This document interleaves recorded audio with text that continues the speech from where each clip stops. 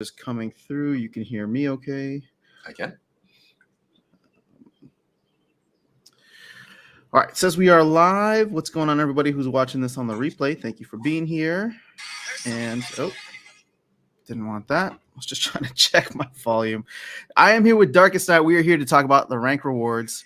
And Darkestnyte, how are you doing this fine Sunday morning? Doing awesome. Got my coffee. I'm good to go. I'm right here with you, man. Let's make it happen. All right. I'm very excited to get your thoughts on this because we were excitedly texting last night, and then you suggested I'll just hop on the next live stream with you. So I'm going to get the post pulled up right here. Yep. And however you want to go about this, I gave some of my thoughts in a video format already. So I'm here to just listen to you and see what you want to see, what you're taking away from this. And then we can kind of go back and forth and exchange some more ideas. Absolutely. So let's talk about what I actually do. This is how you and I actually started connecting more regularly. Sure. And you've seen this like now for months, right? So what'll happen is I'll get to champion, right? My goal throughout the whole season is to get to champion. I think most of us know how brutal that competition is. Yeah. And the reality was I was finding that I would get to champion. And right before you get to champion, right, you're making maybe 10 points, 10 points, 10 points. Like you get that grind, and you might even get a list. I mean, not a list, but a series of wins. And then you'll take that one loss, and then you're all the way back to the beginning. It's so brutal. It happens to everybody, right? So a couple of months ago, I said, you know what? I'm just not going to risk it, right? Because it was one time that I got to champion, and I got knocked back to diamond, and I couldn't get back, right? And I said, you know what? Too much stress. I was playing so much, and I was playing so much to get back to where I was, right? Now, back, I'd say maybe a year ago, that was a change that was made, right? Before, I guess roughly a year ago, you got end of season's reward based on the highest rank that you had achieved, right? And so you didn't really worry about getting knocked back to diamond because you were always going to get champion rewards, right? Exactly, so the risk threshold was super low. Well, you just had to hit it once, and then you could keep playing risk-free. Right. Which I love playing the game, right? So it's hard for me to, like, I walk by my computer and I'm like, oh man, I want to play one game, but I can't because the risk is so high of getting knocked back down. Now, here's the weird part is if I were to keep on playing, I'm losing out. Like 3 days before the end of the season, I'm losing out on the daily quest rewards, right? Yep. Which for me is 15 chests per day or so. So even that was not a motivation enough to keep on playing and to risk it.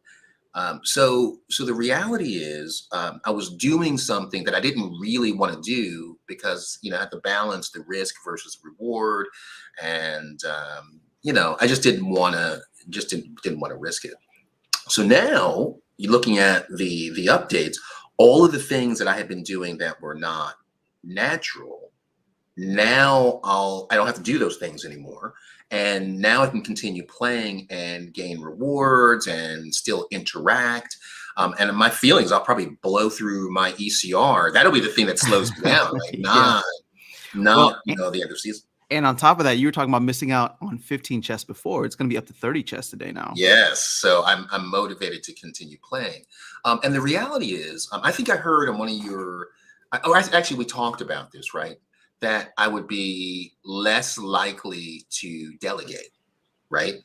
Yeah. Actually, that I'm more likely to delegate, but more likely to delegate to guild members and friends because I want them.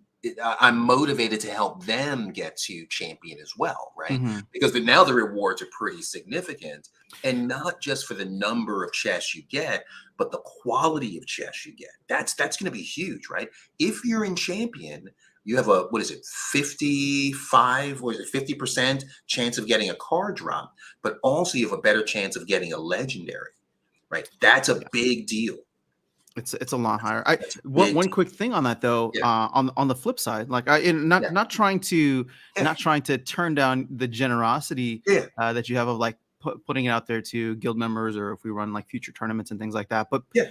some of it now is, well, I play most of the season in gold, and they're kind of disincentivizing that, where if I jump up the champion, I'm gonna have to work extra hard to win those champion chests. So Sure. I'm not saying that I'm going to turn things out in the future, but I wouldn't be surprised for people to say, you know what, I think I'm going to be cool here in gold because I don't want to struggle so much next season. You know what I'm saying? Sure. So Maybe. so that'll be an interesting dynamic to see play out.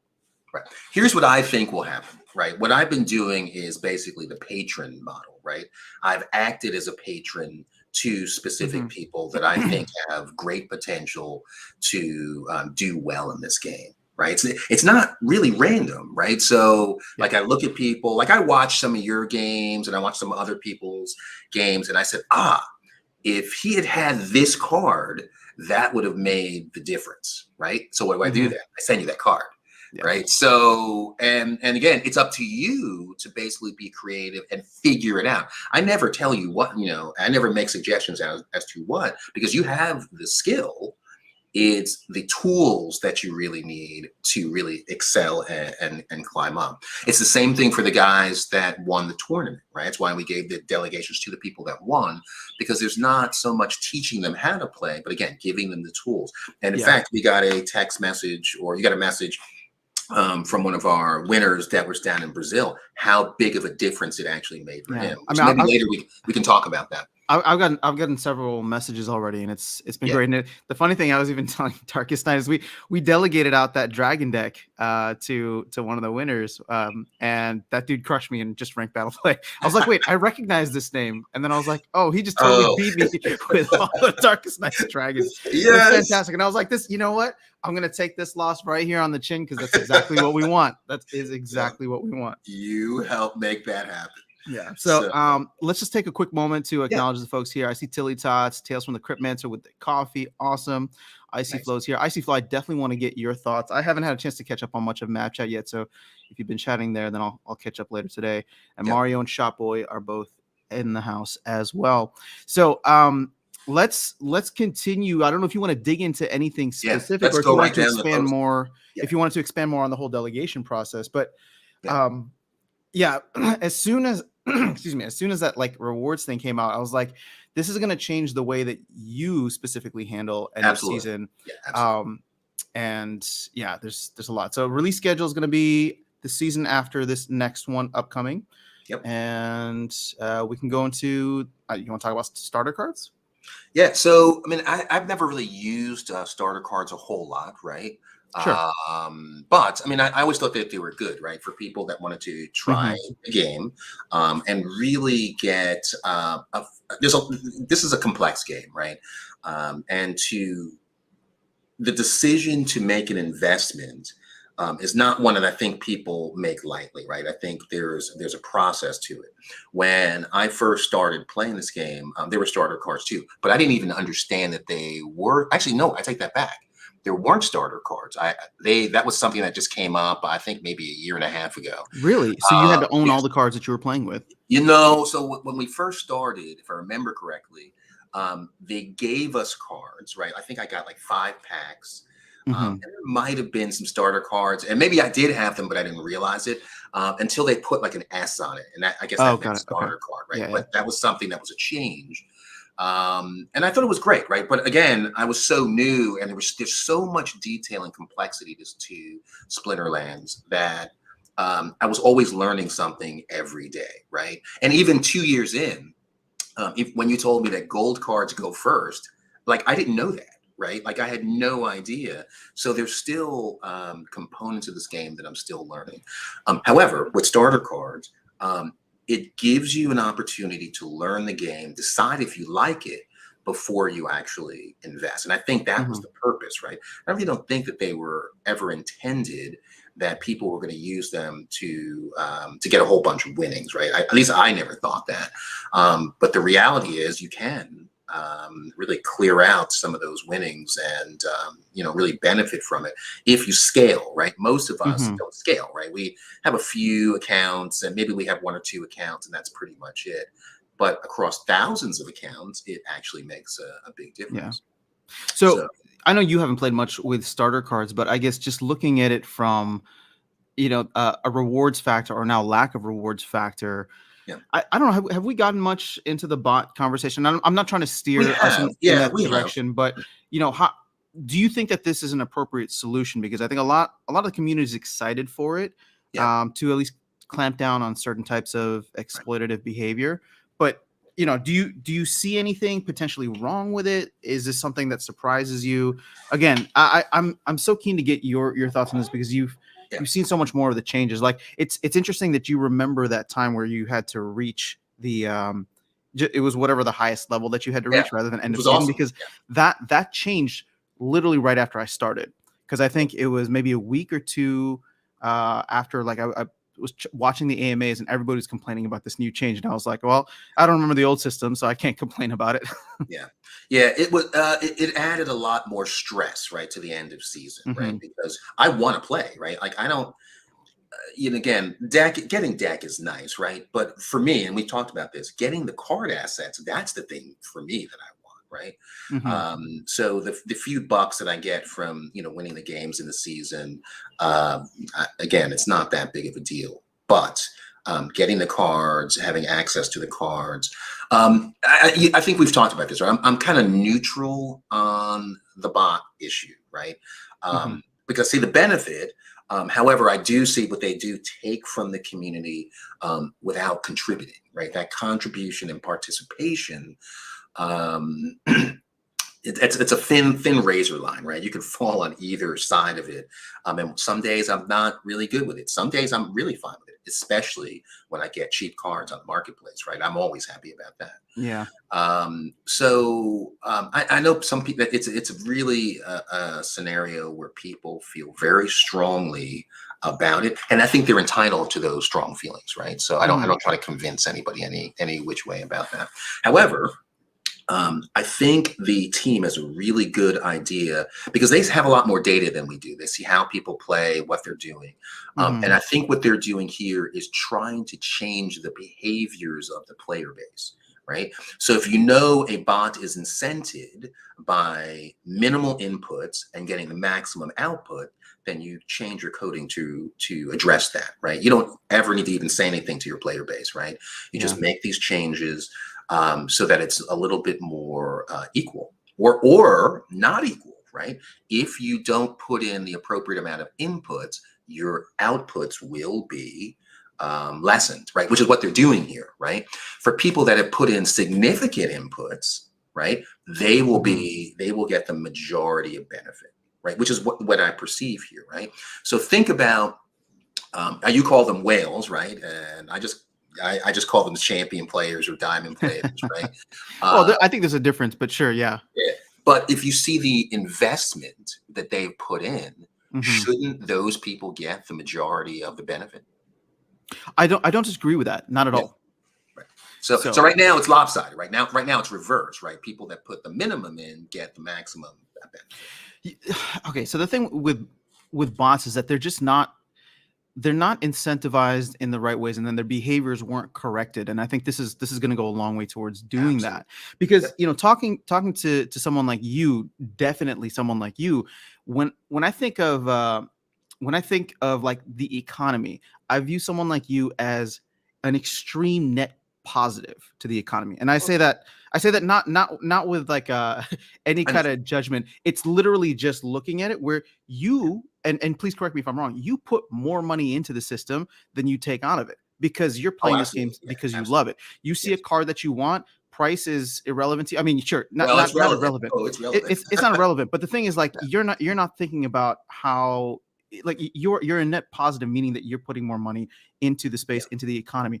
And the truth of the matter is, for any crypto project, right, and any game that's designed like this, it's only going to grow if more people are putting money in than taking out, right? It's just simple supply demand economics. Like, if less people want things in here, they're going to be selling out, and that's going to drive the values down. Whereas if more people want things, it's going to be going up. So when it comes to bots, I hear this argument all the time from the large scale bot owners saying that they have, or they're like, oh, well, we're not selling anything, right? They're just like, we're reinvesting it back in.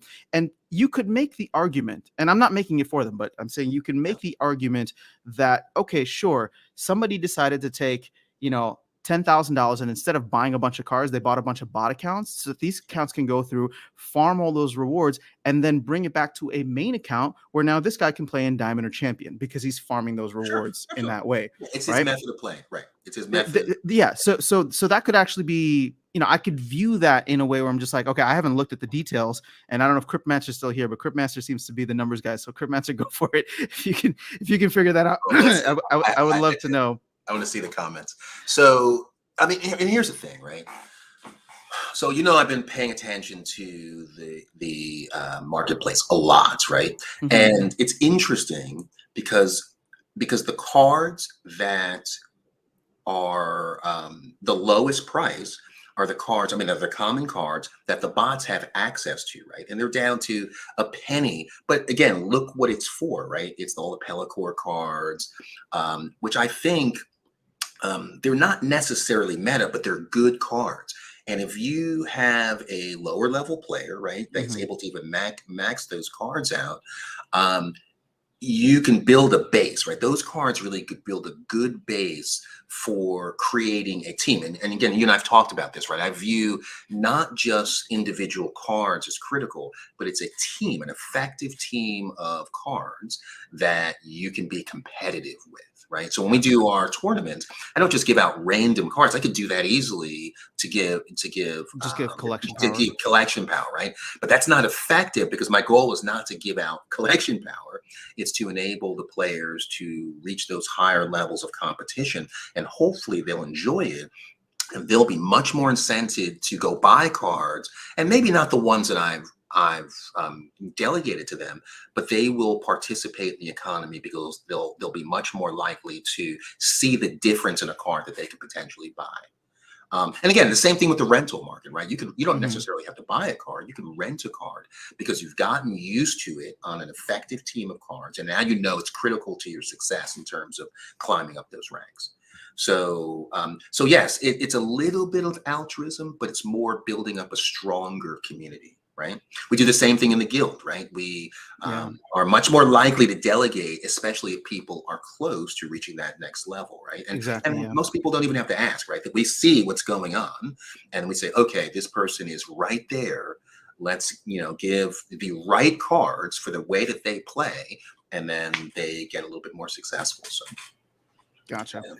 yeah, Yeah. No, I again, I'm excited about it, and just sorry to keep going back to the no, bots it's all thing, good. but I just had an unfinished thought there. So, like, Yeah, again, I'm not saying that I believe the bot owners or don't yeah, believe them when they're saying that they're taking all these profits and reinvesting it back into the game. sure, That's fine. But again, if I were to view you as a net positive to sure. the ecosystem, I could view the bot in some ways as a net Negative. negative, Sure, right? absolutely. Because it's not, they have zero incentive to put money in. In fact, they are now, even now, will be incentivized to put as little as possible in to get the Sure, most extraction out. And sure, you could say if they end up putting that all into one account, then that's fine.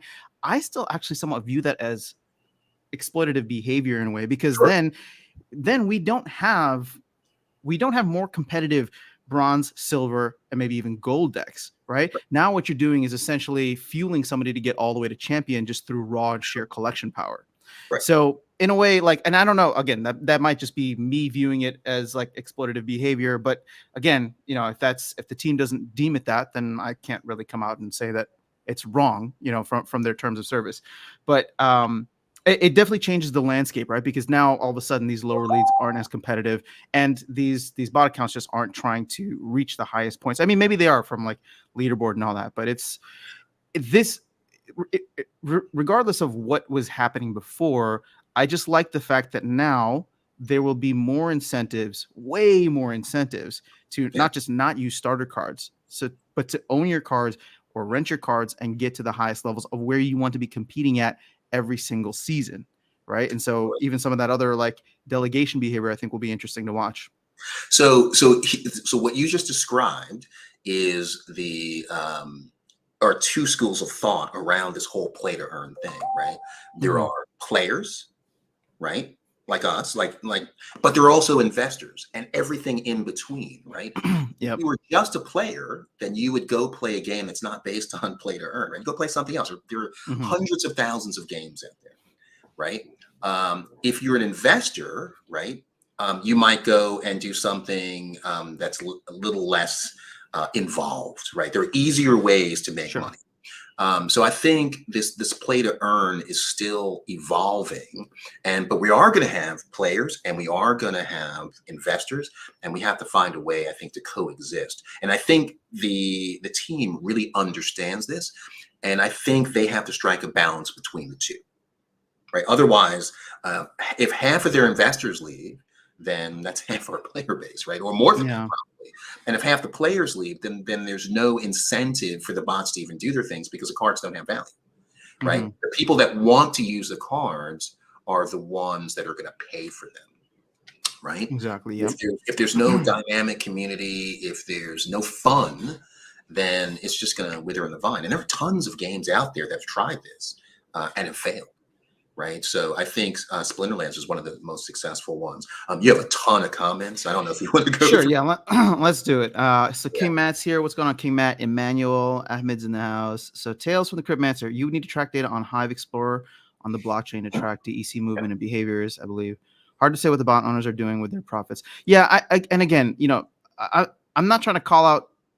I'm not trying to call out bot owners for that. It's more so, again, you're free to interact with the game how you want, but to say definitively that all bot owners and like bot farm owners are reinvesting their profits, I think is disingenuous, because it's like, sure, you can't speak for everybody. Like, yeah, you who's here and active in the community, active in Mad Chat, making the defense, like that's fine for you. But how many other like people out there are just trying to bleed the economy dry? So putting in this type of defense will help with disincentivizing that kind of behavior, I think. So So I'm sorry. oh no, that's fine. Go ahead. So and again, I mean, are bots bad for the economy? I don't know, right? I would think that if they are good, let's assume that there's some good, right? You can kind of slice and dice it any way you want.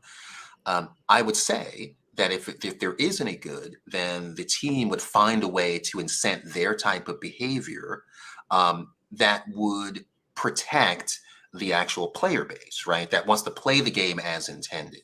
And I think they could do both, right? Mm-hmm. I think they just need to kind of figure out what type of bot behavior they want to say is okay, and then give them something for participation, or their participation. Right, we get something out of their mere presence. Right, the ability to say there are 400,000 active accounts per day. Yeah. That's significant, right? Just the fact that you can say that Mm-hmm. drives new people into the game. From a Well, marketing perspective, it's absolutely. and Absolutely. here's the thing, it's true, although some I'm sure will look at it as disingenuous, but it is true because these are paid accounts that were set up to interact with the economy. Right. I remember when I first started playing, right now it seems so far away, I don't even think about it. But I remember sometimes it would take 2 to 3 minutes to get a match, Mm-hmm. right? And that went away about a year ago, and I can get a game, a match pretty quickly. I can play 20 matches in about an hour. And so I just remember that it was not as like I said, you could tell that there weren't Yeah. it wasn't easy matches. And People. actually, if you want to see what it looked like, there's a tab in the game that's called I think it's practice, where you can actually practice without risking your ranking, and that was kind of what it was like sometimes. I Mhm. could hit practice, and I could just wait for 3 minutes, and no one would ever come on. So Gotcha. yeah, I don't even know if most people even know that button is even there. I mean, I don't think I've ever used it. Again, like, it's funny because I'm like, I wasn't expecting to dig too Yeah. deep into the whole bot conversation, but I guess a lot of the changes here are to address any kind of exploitative Oh yeah. behavior, and again, bots aren't bad. Exploits and chinks in the armor are bad, and bots just make it worse, right? So it's just like, Yes. Yeah. I think so they it's can code yeah, around the whole bot thing, and yeah. they can make it better for us as players. So, but starter cards, Yeah.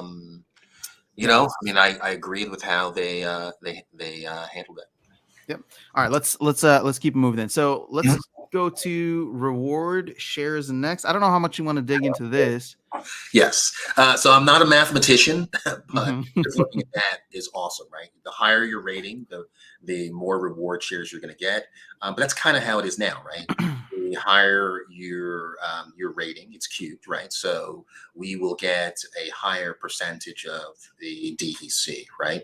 But with reward shares, it's not just DEC, right? It's going to be cards, it's going to be packs, it's going to be filling up of that meter, all that stuff. So I think it's going to be good. Again, the basis is the higher you rise in ranking, the more rewards you'll get. Perfect. Like it's literally exponentially higher, right? So the higher your rating is overall, it's getting cubed up instead of squared. Yep. And I will continue playing right up to the end of the season now because of that, right? Yeah. Well, again, yeah, I'm sorry. Sorry. Again, like you have the incentive now because there's no like reach somewhere and then not, Sure. fall back down. Absolutely. Okay, so let's talk about. I guess we can do season rewards and then, yeah, let's talk about season rewards. What are your thoughts there? I think that's going to be awesome, right? So I find it interesting that the rewards will be given for the prior season. So again, I'm incented to play right up to the last minute, right? Mm-hmm. And then my rewards will kick in. It's going to be a change though, because that's not how it is now, right? You get rewarded immediately, so there's a little bit of delay in terms of reward. However, I think once we kind of get into the cycle of things, once we are being rewarded for the prior season, I think that's a good change, right? Mm-hmm. Yeah, so I'm encouraged to play, right? The moment the season ends, I'm right back in to continue on, working towards my reward share for the next season. So. Yeah, one interesting thing that I heard or that I was reading in the Mav chat as they were trying to like dissect or analyze what behavior would be, Yeah. is this is going to incentivize people to play a ton at the end of a season because you're trying to maximize as much as you're trying to maximize your rewards, and then at the beginning of the following season everybody gets pushed down a full league, right? So if you finish in gold 1, you go down to silver 1, vice versa, etc. So the thing is, when you start that new season, you want to start earning rewards. You want it to be significant. But if I'm gonna start, like if I finish a season in gold and I'm gonna start the next season in silver, for example, the reward shares that I earn in silver are significantly smaller per win, right? So it's like 1/4 of what I'd be getting in gold. So the idea then is, okay, well, everybody's going to just go crazy, run down their ECR end of season. And then day one of the new season now, instead of, there could still be some sweet DEC rewards. And it'll be interesting to see how that dynamic plays out. But you could use that time to get back to where you were with a low ECR, because then it's just like you're not wasting your ECR getting smaller rewards. You have a low ECR as it is anyway. So you just try to push back up at that point, so the marginal loss that you get or the marginal return that you get is not really felt. Right. I would be much more likely at that point to help my friends get up back to where they were. That'll be interesting if you're say again. Yeah, I was going to say that's so fascinating. Sorry, go ahead. I was going to say if your delegation changes from end of season to beginning of season, absolutely, because I know that once they hit that higher level, that they're going to start getting rewards faster. It's important to do that, right? Because every game that they win at the lower level is a missed opportunity to fill that reward shares, right? So especially for guild. True. Yep. Right. So you want them to get better quality cards. And if you can go back up, the thing that strikes me as significant, right, is where is it? It says the chests. Yeah, so champion chests will have significantly larger and higher value loot in them than bronze chests. That is huge, Yeah. Well, right? we're gonna dig into that, but yeah. Oh yeah, yeah. So then, well, I'll wait till we want to dig into it because that's gonna be big. Well, you know what? Screw it. You have your thought right now, so let me actually just jump down to where these changes are. So, Absolutely. Like this is incredible, right? Because there's again, I mean, I've spent quite a bit mhm, on cards, right? Again, because I love the game, right? yep, But this is an opportunity to reward people that have invested in the game with better things that matter to them, right? If I get, you know, 1,000, 1 cent cards, right? That all the Pellicors are of lower value right now. I mean, sure, I can have a maxed out one, or I can even have maxed out two. But for my gameplay, it doesn't really help me a whole lot, right? mhm, It may help somebody in bronze, right? If they get those cards. But as I get more epic cards, more legendary cards, who knows? They may even add summoner cards in there. We don't know, right? yeah, That could be significant, right? And you have a higher probability of getting a legendary, and a higher probability of getting getting gold gold foil, foil. right? And you've seen what the legendary gold foils do to your collection power. It takes off like a rocket, right? For every one Mhm. of those that you get. So I think that's going to be a significant reward for the higher level players, and I think it's one. Yeah, I'll be honest, I was a little disappointed by this when it was just legendary and gold foil. Mhm. I was hoping that they would introduce some kind of like drop rate or increased or reduced drop rate for epics as well.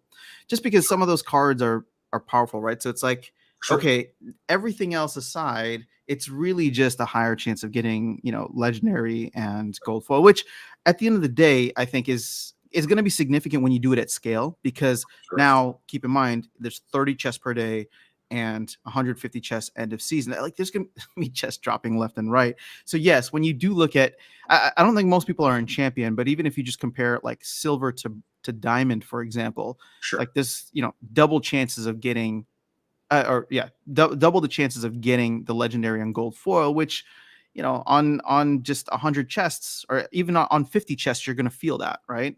Right. So I'll counter your Please. feelings about the epic. If you want an epic card, then you can sell the legendary on the marketplace, provide value to the people that will buy it, and then buy your epic, right? Sure. So Yeah. we should hopefully see a lot more epic legendary cards on the marketplace, right? Or better delegations from that perspective.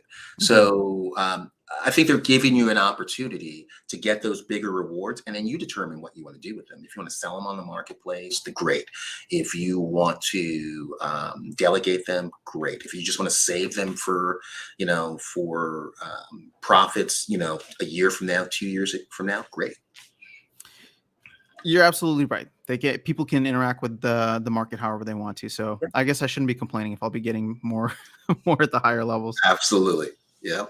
So, but I think this is a great change. Again, you're rewarding, um, and again, I'm going to use the term investors, but investor players. There we go. That's a new term maybe we can use. Yeah. Investor players, right? People that have a long-term view on the game. They want to continue to gather up these assets for what they hope will be a very profitable future at some point, right? Hmm.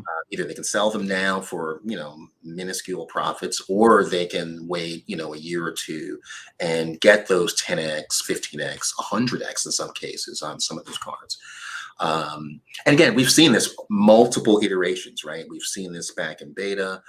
If you looked at what those cards were selling for back in beta and back even in Untamed, if you go look at those prices now, I mean, it is 10x compared to what we're selling them for now. And they Hmm. increased the print rates of those cards, right? Yep. And so it's the same story over and over and over again, right? And so anyway, Yeah. So when looking at some of the other rewards here, yeah, to me, one of the biggest ones, which I don't know if enough people are talking about, is the token multiplier. yes, Because this, if you, for example, for myself, Mhm. if you're playing in anything higher than bronze, you should never ever get a 1 DEC reward in a chest again, Sure. right? Because if you're playing in silver or above, you have at least a 2, 8, 16, and then champion is ridiculous with the Yes. 48x. Right. I mean, a perfect example. I was playing in diamond yesterday. I got my rewards in diamond, and I opened up a Mhm. chest that had 2 DEC in it, and then I opened up another chest that had 4 Yep. DEC in it. So the So, fact that playing in gold or diamond, which is normally where I range around, I'll yeah. never see things that low, which should be nice. Hopefully, I shouldn't see things that low, Right. but there's just I don't know, like the amount of DEC that the higher will be getting, that the higher leagues will be getting, both from this token multiplier as well as like the rating queued for DEC rewards. That, I mean, that should remain the same. That's exciting to me because Yeah. we still need DEC to come into the ecosystem. Obviously, there's not going to be as much as there used to be, but overall, I don't know. Hopefully will incentivize people to be playing at the highest levels. Let's use this example then, right? So we have, if you're a bot, let's say you have 1,000 bots, um, and let's just say you want to keep most of them at bronze. What are your rewards really going to look like? Right? Is it really going to be worth it? Maybe, right? But Hmm. or do you feel like you might want to climb to silver and gold? Could we, in a year from now or 2 years from now, see these levels all filled with bots, right? Because now they want to hit that, 50% legendary and the 8 times, multiplier there. Could we see Hmm. that? So, and again, I don't know. I don't know the bot community, right? But I would think that they would want to. And so I think probably one of the tweaks that we will probably need to see is what will it take for someone that's playing in bronze? How quickly can they get to gold? And what does that investment actually look like? Right. From a bot perspective, right? Not from a player perspective. Yeah. Well, no, definitely. I don't know. So I have no idea. it'd be interesting if there are bot owners out there who want to Sure. come on and chat. I invite you out, because I wonder what the analysis is going to look like now that we have the details here, and the breakdown of how much you would roughly make in each league. Mhm. If there would be a consolidation in bot farms, meaning that if you got 1,000 bots playing in Sure. bronze, that you were pulling in some DEC and farming rewards before, like, is it better to just play with 50 bots in gold? You know what I mean? Right. So I There you don't go. know That's I don't know exactly the right. math or the economy behind that, but Yeah. I'm sure there are people working out these numbers. Right. Exactly. So, and that's exactly my point, right? Hmm. Is it better to have 1,000 bots at bronze or 2 at gold, right? And looking at these numbers, I mean, I don't know, right? But I think we're going to see that as Yeah. consolidated for sure, right? One of the things that, and I just want to call out for bronze, because one of the things that I was worried about with the rewards being scaled up so high, for higher leagues, right? So diamond and champion, was if there was like opposing factors to it, because if you increase the rewards for the higher leagues, it, at least in the past, was taking away partially from the lower leagues, right? When you were looking at just the DEC reward pool. But as we move to this whole, asset ownership model, which I think is really, I made that video about play to earn being dead, and this really is just about owning the cards. I love what they did with bronze, because the bronze experience absolutely sucks. And the bronze experience is the new player experience. Right. People who come in will grind against, and I'm not even talking about like playing against bots. Like, I'm talking about, you just come in, you're brand new to the game. You get to do one daily quest per day for 24 hours. You go through, you struggle through it, or maybe you breeze through it, whatever the case is. And then you get one chest that will give you 2 credits, right? Or a potion, and it sucks. So I love the fact that they made it such that you can get 30 chests in bronze. And those chests aren't going to be great, but it Right. does give you the incentive to keep on playing. And I think that's part of like the addictive nature, right? Because people will come in, they'll see that first chest or that one chest, and they'll be like, "Oh, I got a potion. This kind of sucks." But Yes. now it's the carrot on the stick, right? Right. That And it's just dopamine like, fix. I'm X amount of games away from getting the next one. I I don't have anything to do right now, or I'm sitting on the train headed home from work, or I'm doing whatever, even like I got some free time. Why Mhm. not just try to work towards that? And then not only that, it's just each of these games adds not only to your daily quest, but then your season rewards as well. So there's never a wasted moment, in my opinion. Right. And they still have a chance to get a gold legendary foil. Exactly. Yes. Right. They I mean, still have it's it's not a much big chance. reduced. Yeah. Right. But they can still get it, right? Hmm. And but I think, and here's really what I think, right? So the bronze players, there needs to be a connection from all the new players in bronze, with the established player base, and that's not there, right? There really isn't Sure. a whole lot of connection, because it's the interaction, I think, with the community, that really made this a game for me, right? And for you as well, right? So I played for 6 months, solo, right, before I even joined a guild, right? I didn't think guilds were relevant, right? And I rarely play in events and tournaments. Even still now, I rarely do those. So I think that God, you could be making so much SPS. You really should. again, I just, but again, the the communication to newer players just isn't there Sure. Yeah, yeah, I agree with that. to tell them, right? Like, how would I have known, a year and a half ago that tournaments are good or guilds are even good, right? Hmm. So I think there's some work that needs to be done there to set clear expectations with newer players. Hey, here's what the game really is, right? Maybe Hmm. they'll look up, do YouTube videos and they'll find all you guys' content and stuff like that. But without that foundation of understanding, really what the game is, most people will just go to something else, right? And that's the thing, right? I think player retention is a thing that, the team needs to work on. Right, and I think this is part of it. Agreed. Agreed. I mean, but that's I would say that's true for any game, and what Splinterlands has really suffered from is the fact that there just weren't any major updates like to anything for the past 5-ish months. Yeah. And so again, I'm so bullish on this. I don't even play in bronze, but I like the new player experience, or at least what I'm perceiving of it, because let's like just look at the numbers here. Yep. So you got a 33% chance of winning rewards cards, right? Mhm. Which I think is probably slightly increased. I think it was only like a 10% in bronze right now. Right. But now the fact that you can get up to 30 reward chests per day for the people who Right. grind. So if you are a new player, and more specifically, like the people who come into this that don't want to put money in, or maybe can't put money into the game, Yes. but That's they big. can put time, Yep. right? Before, you just couldn't get anything out of it, right? You're playing these games, and no matter how much you grind in bronze, you're making like a fraction of a DEC, maybe one DEC, maybe two DEC, and now DEC is 1/10 of a penny, right? As we're back Yeah. at peg, so you're not Yep. making anything significant. The only thing you can do is your daily quest, and again, it's one chest per day that has a very low drop rate of cards. You end up Yeah. with credits or potions. Like, it absolutely sucks. Yeah. Now, if you want to come in as a new player and put $0 into the ecosystem, right? Which you're not going to start with, because the starter, when you buy the spellbook now, you get 3,000 credits, so you can Yeah. actually start interacting with the economy. So now you come in and you can play. And let's say you grind, you have all the time in the world, you have all the energy and motivation and determination. You go through, you get your 30 chests per day. Well, guess what?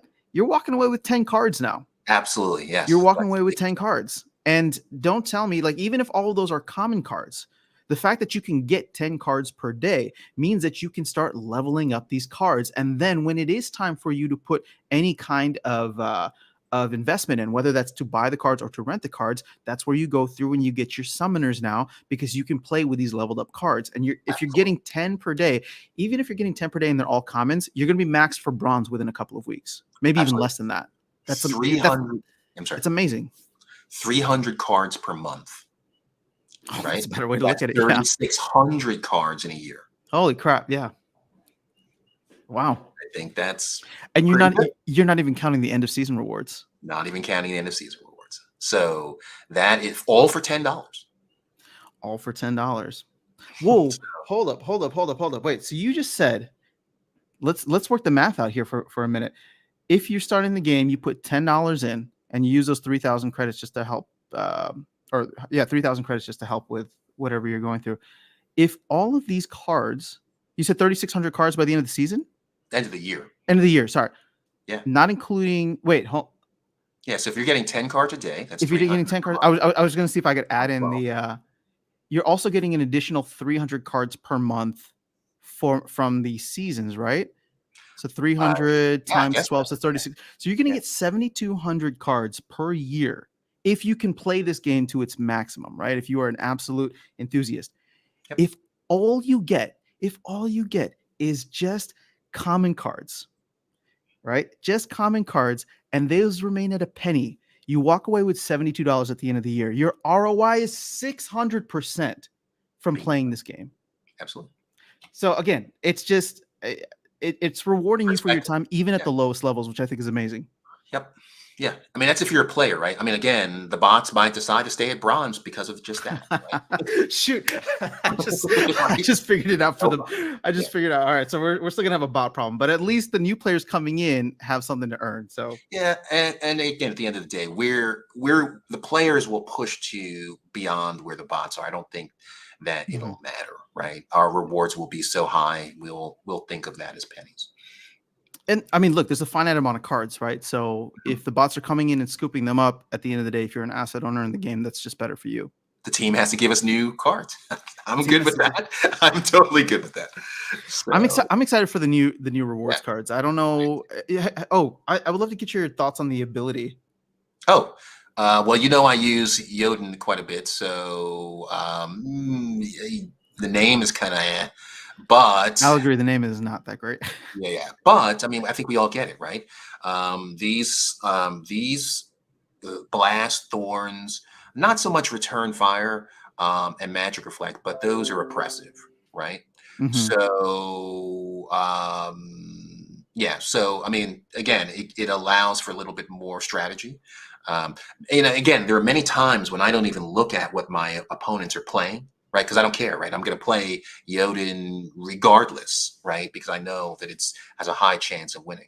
The only thing that could beat Jotun these days is Jotun, right? So very few other cards really have a chance against it. So with this now, at least newer players that don't have a Jotun have an opportunity. That should be interesting. Yeah. I think it's a good change. It'll change the meta quite a bit. But again, that's the whole greatness of this game, right? Is it's always changing and evolving. Yeah. So I wonder, because they mentioned that a couple of these cards are going to have this ability. So I wonder, I'm trying to think of like what would be the best kind of card to get it. But at this point in time, Thorns, Return Fire, Magic Reflect, I feel like they're all over the place. I would say Return Fire isn't as much. I don't see it as much, but Magic Reflect seems to be quite. Yes, it does. So if your opponent knows you're playing a lot of Magic, yeah, absolutely, they can. I'll stack a bunch of reflects on there. Yeah, absolutely, yeah. Which I sent you some cards to do that. So, thank you. You're welcome. Yeah. So, actually, Giacomo actually had a very interesting modification to our math. Okay, let's jump into the comments. You can't get the 30 chests per day, no matter how much, because the ECR will stop you. ECR will limit you to 30 chests every 4 days or less every day. Interesting. Yeah, so we didn't add that into the calculation.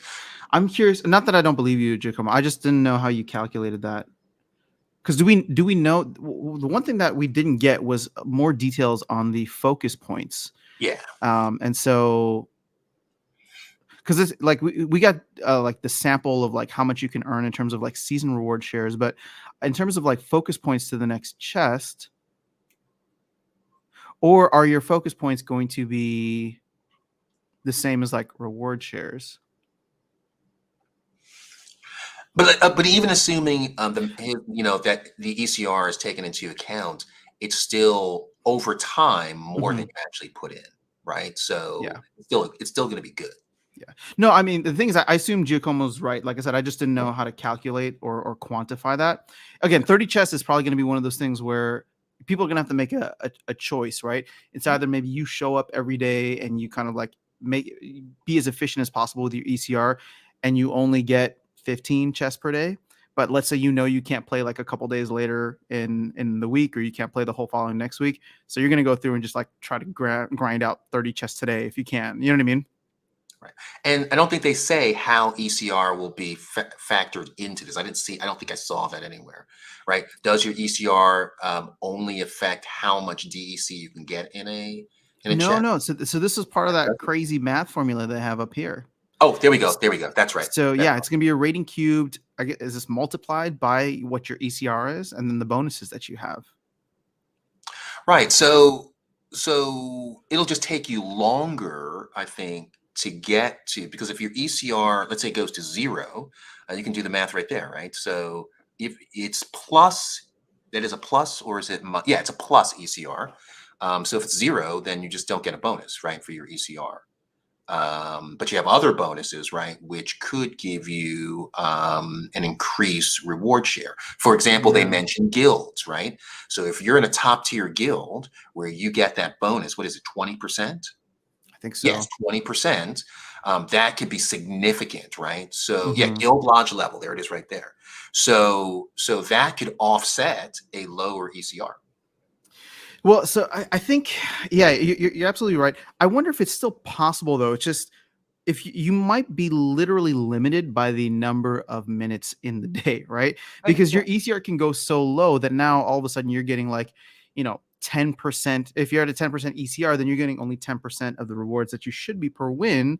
But technically, your ECR should never really go to zero just because it's reduced by very little when you're down at those levels. So I have a thought as you just said that.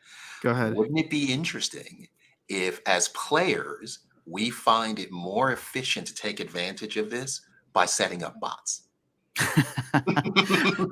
Would that not be insane? the Because irony the I irony can't would play all day, right? But I want to play all day. Now I want And, to play all day. Oh my and gosh. Are so you are so you gonna look now at are you gonna look into bots? I don't think so. I enjoy it too much, right? Like I enjoy playing the game too much I would be also. jealous of my computer. Like, why do you get to have all the fun?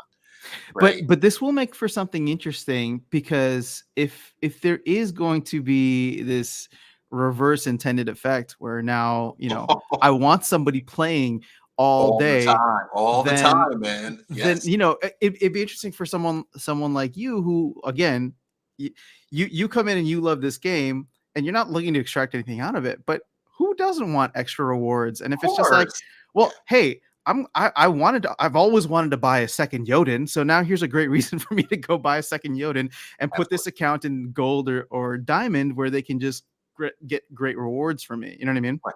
So remember, I have a long-term view of the game, like most of us probably in the chat, right? Yeah. We have a long-term hope for this game. This is interesting, right? So now I am at the higher levels, which they want to incent for playing. They're giving us better opportunities. Now I'm limited by how much I can keep my eyes open and play. I might start looking at the bot software and saying, you know what? This is financially viable for me to do this. There's the thing is there's two different kinds of bots out there Sure. that tend to get lumped into one. Sure. And I've seen people like vehemently defend the second type of bot. The first type of bot is the bot that just goes out and plays games all day, and Mhm. that you just extract the rewards from them, Sure. and then that's it. The second type of bot is the one that people have that just plays their account when they're not able to play. And I've seen people come in and say like, "Oh, if you want to get," I've seen people high up that I was quite surprised to see say this come out and say, "Well, stop trying to get rid of bots because one day you might want them, right?" And like, And here we are.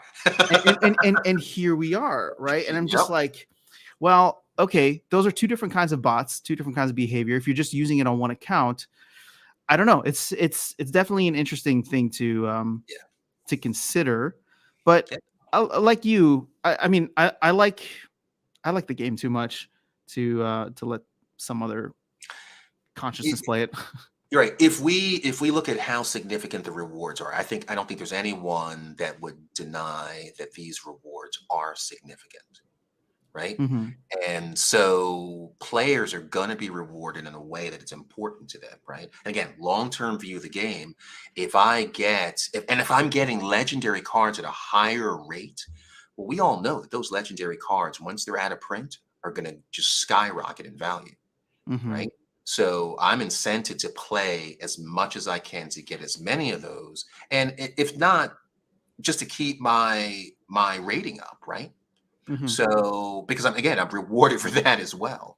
So I think this is going to be an interesting time. I think this is going to be an interesting experiment to see how quickly people might change their perspectives on the whole bot conversation. Agreed. All right, let's just take a Yeah, quick moment because yeah.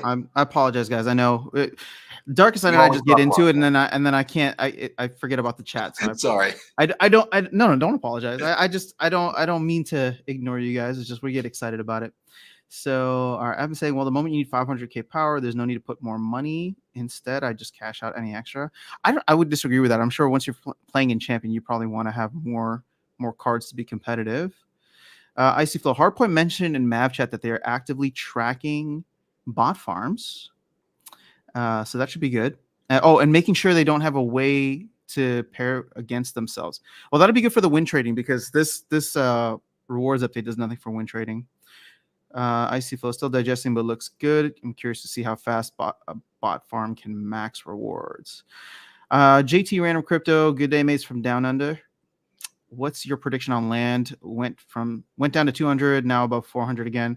I don't do predictions. I don't know if you want to throw something out there. Darkestnyte.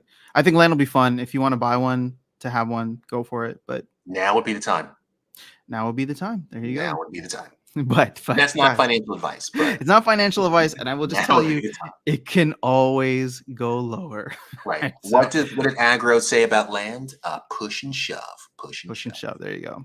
Yeah, if you don't have let me put it this way. If you don't have the number of plots that you want to have, whatever your goal is, I would say that now or around this time isn't a bad time to buy based on the fact that land was like 2 to 2,000 4x. off. Yeah. Yeah, at 2 to 4x the current price at a certain time. But I still maintain the fact that we are like, the 20x from the original $15 or $20 price has already been put in. So people have made major gains. It's just how much more do you think it can go up from there? Yeah, and you know what I think about land, right? If we're going to be like the frontiersmen, we're going to participate in a new economy, and there will be Yeah, people that will participate, and you don't want to be a person that's caught without that way of participating in that. That's my exactly. thoughts on it, right? I just want a piece of the action. That's Yes, it. So like it's just I just want to be a participant in the economy, and hopefully I don't end up with a common desert and get nothing. but you'll still So get something. You'll still be participating, true, right? true. Yeah, I know. So, I still can't wait to see how the reward drops look like in champ. Yeah, me neither. Except I don't play in champ enough. I don't play in champ at all. So hopefully I'll be able to get up to champ with. I cannot wait for modern format because modern format I think will be another major game changer. And hopefully we get that in a couple of months. Ooh, Darkest Night, you like this? Will of D is saying thanks for the delegation. It'll make gold easier for those cards. yeah, With those cards. So we yeah. got another winner who is benefiting. That always makes us happy to see. Would this make tier levels in each league obsolete? I don't think so. Although I'm trying to. No, because your rewards are not based on your actual rating. They're based on what you are, right? So when you go to champion, so some people have the rating to be champion, but they stay in diamond, right? Well, I think they're talking about like Diamond 1 versus Diamond 2 versus Diamond 3. Ah, yeah, maybe. I feel like I read something somewhere that it's still going to matter, but I don't remember why. So sorry, Cruz. I can't answer that Oh, intelligently in right each now. league, that's correct. Yeah. Um, All right, Lapsus. what's the benefit? Well, what's the Go ahead. benefit for them now, right? It's just a way to separate people Well, off. you get different rewards every day. So like silver. So for example, like silver Oh, that's 2 right. Yeah, you're right. You're right. or silver 3, you get 2 chests versus 3 chests Yep. versus 4 chests. So I don't. I mean, now So, it's maximum 30 chests per thing. So right. So it could influence your focus then, right? So how quickly you fill up that focus. that's a good point. Yeah. That's I mean that's how I would code it. So Okay. Our Laps is saying, and now they hopefully start advertising. Now's a great time for new players to come in. Absolutely. Cards are still in the gutter, so definitely make sure you load up. actually they're not they're starting to rise a little bit. Starting to So rise. and I can tell by the cards that I I haven't purchased. even looked at the market today. Yeah, it's Which going up and down. So it looks just like the just like the rest of crypto, right? So we have a little bit of a pump, and then we have a Hmm. little bit of a pullback, a little bit of a pump. So it's all over, kind of all over the place. But it's not. I don't think that it'll stay like this very long. Oh, damn. Look at that. General Sloan's back up to $2.82. Ah, should have bought when they were. Yes. It's so. I feel like I know this stuff and I still get caught in it. It's just like we knew these changes were Yeah. coming. Yeah. And I still didn't ape into buying a General Sloan at $1.80. Yep. So you But saw the big one that I got. So Mhm. I'm now focused. These are great changes, but I'm now focused on modern and Mo- wild, right? mhm. So we had a conversation. I think the other text conversation about the tortoise and chief, right? Yes. So, You're but big on neutrals right let's now. save that. Let's save that because I think we can wrap up with that one because I think that's significant. All right.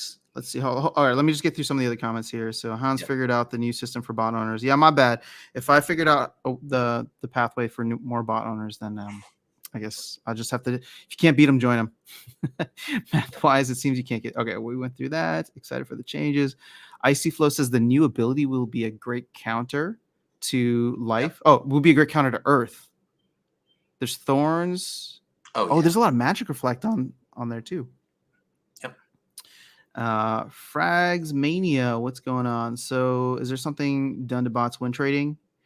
It sounds like Hardpoint is talking about it. Yeah. And They're Icy all Flow over that. answered you. Yeah. Yeah. They're all over that. So I can usually stretch to diamond 3 2, maybe 4 days before end of season. I wonder if I should stay in gold 1 after this rewards update.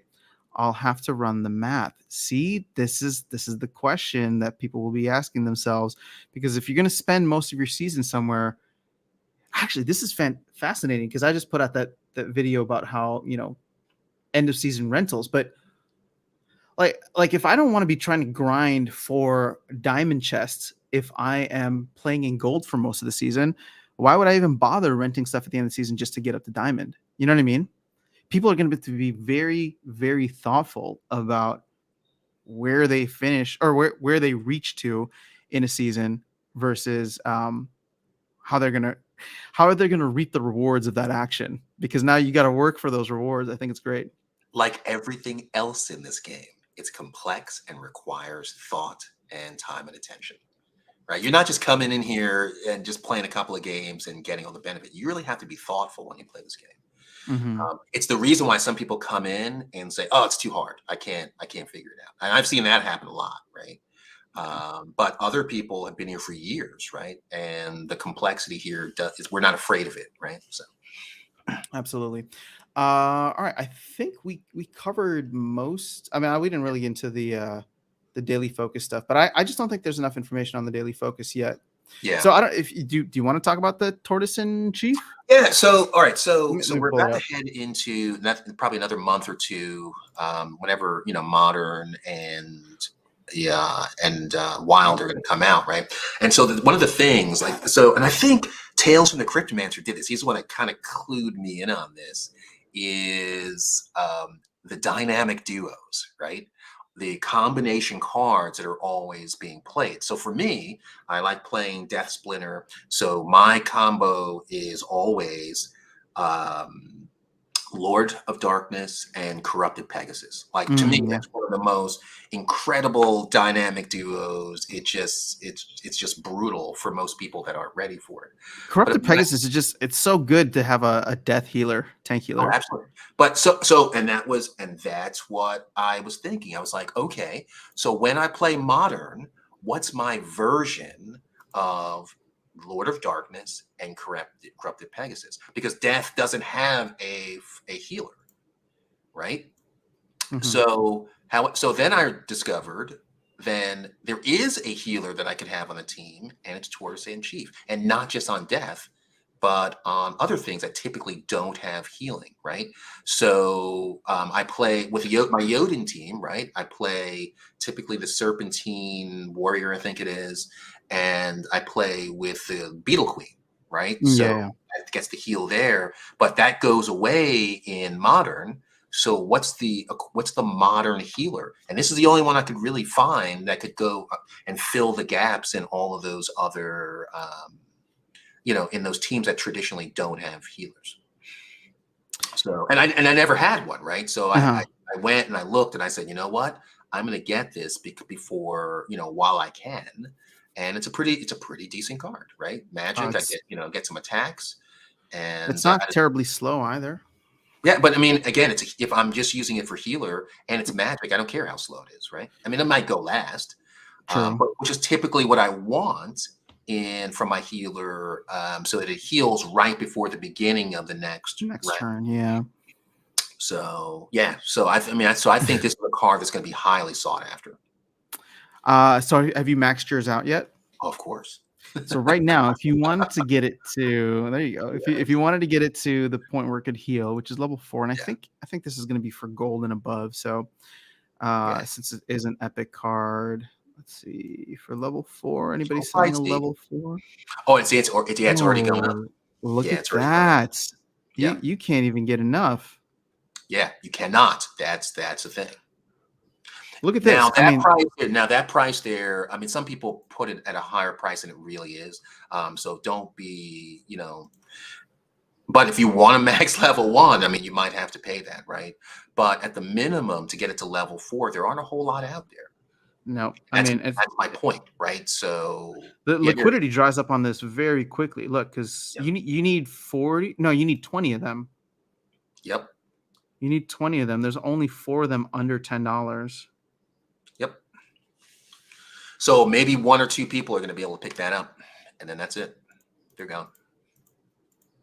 I love Now, that. now, if the price goes up even more significantly, sale pressure might, the sell pressure might force people to put some more out there. But Look at that. and so I think, yeah. So now, and again, there may be other alternatives, right? Maybe I didn't find another alternative, but I think to have a neutral card that can heal, right, can play a role in multiple effective team decks. Yeah. Well, there you go. Level 4 is going to be $338 if you Yep, were to buy which is right everything on about, the yeah, market which is right right now. about right. And again, one person probably has an opportunity to buy that right now. Well, after that, the price per BCX jumps up to Dramatic. 39 as the starting. Correct.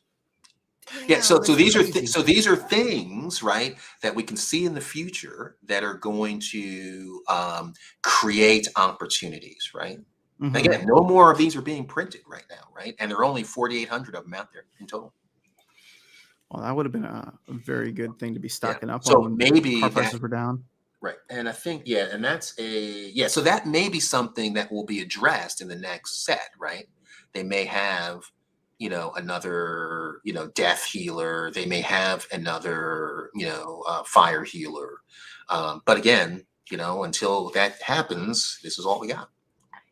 Yeah, but the thing is, at that point in time, those cards there'll be a higher print rate on those cards. So Sure. Yeah. right So the now, value will if you drop. have these and you want to take advantage of it, or you just want to make sure that you are staying as competitive as possible, Yeah. then grabbing these cards is going to be Yeah. probably a high priority. Yeah. How's your end of season going? I think we have another, 24 hours. How are you looking? Let us see. I think I'm gonna try and make the run for champion if I can, Yeah. because I need about 300 to get to. Yep. I was in Diamond 1, but I just lost. So Yep. yeah, I got 24 hours. I'm gonna try and make the run to champion. I appreciate the extra power. So and the help. I think the only other time that I made it to champion, I did it on the backs of the 2 decks that you gave me, which was Jotun and Valinor. So I think I can make another run at it. And this will probably be one of the last times that I would feel comfortable finishing in champion, because if I play most of the season in gold, I don't think I ever want to finish in champion again until I have the cards to compete there regularly. Well, that's the thing, right? So now you'll be incented to build your decks, and Yeah. and you'll feel like you're rewarded for doing so, Mm-hmm. right? Maybe we'll see. So again, we have the guild, we have the teams that we can, Mm-hmm. that we can help each other, right? And again, if it's worth it, we'll make the necessary investments, right? If it's not worth it, then nothing really changes. And I don't think that's the intention of the team, right? I think No, they want to change. I mean, this is a very, very thoughtful overhaul of the game, and it is an overhaul for the game, right? Because this is changing and updating so many different incentives and behaviors that I think, again, I'm not saying that it's perfect, because there's going to be way smarter people out there that are going to find some interesting ways to exploit how the new system is. Yeah. But the core issues that they've gone through and addressed, which include, rewarding those who have the most assets, Yep. and then only offering rewards to those who do have assets. I Right. think just those two alone is going to change a lot of the exploitative behavior that was happening before. Yeah, I think so too. And if not, they've committed to monitoring it and making Hmm. further changes, right? So they're on it, right? I know that they're going to do, and I've seen this, right, over and over and over again, right? When they focus their attention on something that they, for the betterment of the game, they usually come through, right? And I just say give them time to not knee jerk it, right? But to be thoughtful in how they solve these challenges. Yeah, and I want to take a moment here, because after seeing the depth of these changes, as Mhm. somebody who is not technical at all, I Yeah. can still have an appreciation for the crazy amount of coding that needs to go in to Oh update yeah. this, right? Because now it's not just a logic. Like you have to think through all this, from like, what is this going to do? How is this behavior going to bank? And then you have to go in and actually put in the work to make these changes. And then, now that I'm a little more privy to a lot of the creative stuff, you have to go through and, like, once things are finalized and the coding has begun, well, the coding can't finish until you have all of the creative assets. So this is a big thing. And I was one of the people who, I mean, I was doing it jokingly, but I was making a lot of snide remarks about how, will we ever get it? Is it ever going to Yeah. come? Gosh, they just keep on delaying and delaying and delaying. So it takes time, and I can very much appreciate that. And here's the thing: in the future, hopefully, now that they have a foundation, it shouldn't take as long. But any major changes, and I think, with this post being as long as it was and in depth as it was, Yeah. I think, hopefully for folks who are losing their patience, they can get a little bit of perspective into, the fact that, like, this is very well thought out, and it's not going to be perfect, but it is going to address a lot of the things that many of us have been complaining about, and rightfully so. But I think that they did a good job listening and trying to create a better structure. And hopefully, now that they have the foundation for that, it'll just be minor fixes and tweaks, as we go along. I could only imagine what the brainstorming session for this was like, right? I could see Aggro there and I could see Matt there. They're like, well, what do we really want to accomplish? Yeah. Right. And they're just saying, well, this is what I think, and this is what I think. And, and then, Aggro is saying, hey, well, we can't, curtail people's freedoms and how they want to play this game. And then, I'm sure there were huge arguments. I'm looking forward to the making of documentary. Yes, I think someone else said the same thing too. The behind the Yes, scenes, whatever happened in Florida in February when they all went down and we're talking through oh this. yeah. I sure Um, hope they're recording a lot of their some of that stuff, because I think that would be a great video. I would love to see the Titanic battle that led to this update, right? Because not everybody agreed with it, right? I'm sure, And yeah. yeah, and so what were the two sides? What were the three sides, right? Hmm. So I'm sure that, but again, as you said, it's well thought out. I think everyone feels like a winner, including the guys that are botting, right? They didn't take away everything, right? They made it so that if you want to really get big gains at bronze level, only the scale of a bot could do that, right? Like a Yeah. human's not going to sit around in bronze and do all that stuff, but a person running a bot might. But again, it might equal what a person at champion does, right? Maybe with far less work, right? So it Hmm. really depends, right? It really depends on what your motivation is and how much you expect to gain and profit by it. I agree. It would be fascinating to hear. What I would be curious to hear is, like, what are the ideas that didn't work? All right. Yeah. What Oh yeah. what what are what are the ideas that were thrown out there that were like, there's it would have Yeah. been whoever's job it was to, like, poke holes in Matt's logic. I think Oh yeah. Yeah. that would have been a fun thing to do, right? Because just like anytime, like, an idea is thrown out there, be like, nope, bots are going to do this. Nope, people are going to do that. Nope, this is not going to work. So it I just mean, would have been interesting to hear how it all came together. I mean, who knows? It could have been the player that works in the mailroom that came up with the idea. Like we'll never know, right? Yeah. I mean, because again, they have a lot of smart people working for them, and you can see it on the town halls, right? Hmm. Different, personalities, different skill sets. Some people come from a AAA game houses, right? So Hmm. they've done all this before. They worked on game economies. I think that's what Matt does. I think that's his job, right? Is game economy. Yeah. Oh, so he's chief product officer now. I mean, Yeah, I think most of the brunt of this, and I don't know, but I'm just assuming most of the brunt of like the decision making, I think, fell on Matt. Right. I think yeah, this is his baby in the sense where you can have a bunch of people come in from AAA studios, but I think that's more like the development side, right? So actually thinking through the logic of like, hey, if we change A, how does this affect B, C, and D? And then if we change B, how does this affect the other parts of the economy? Again, what I love about this game and the reason that I came into it is the fact that it is so dynamic and intricate and complex that it's not really been done like this in any other game before, at least not in a way that had real stakes, right? Because there have been fascinating game economies to see in all different types of games, but those are enclosed systems and you yeah. can't really sell your assets unless you sell your account or you find some Right, black market way to do it, right? You're doing right. it kind of, and usually Absolutely. it's against terms of service. But here it's like, now this is the beauty of crypto and decentralization. Now it's like, okay, well, it's open, so Do anybody can whatever you come in want. and interact how they want to, and therefore you will have some bad actors come in because they can, and because they can easily exploit a situation and then cash Right. out.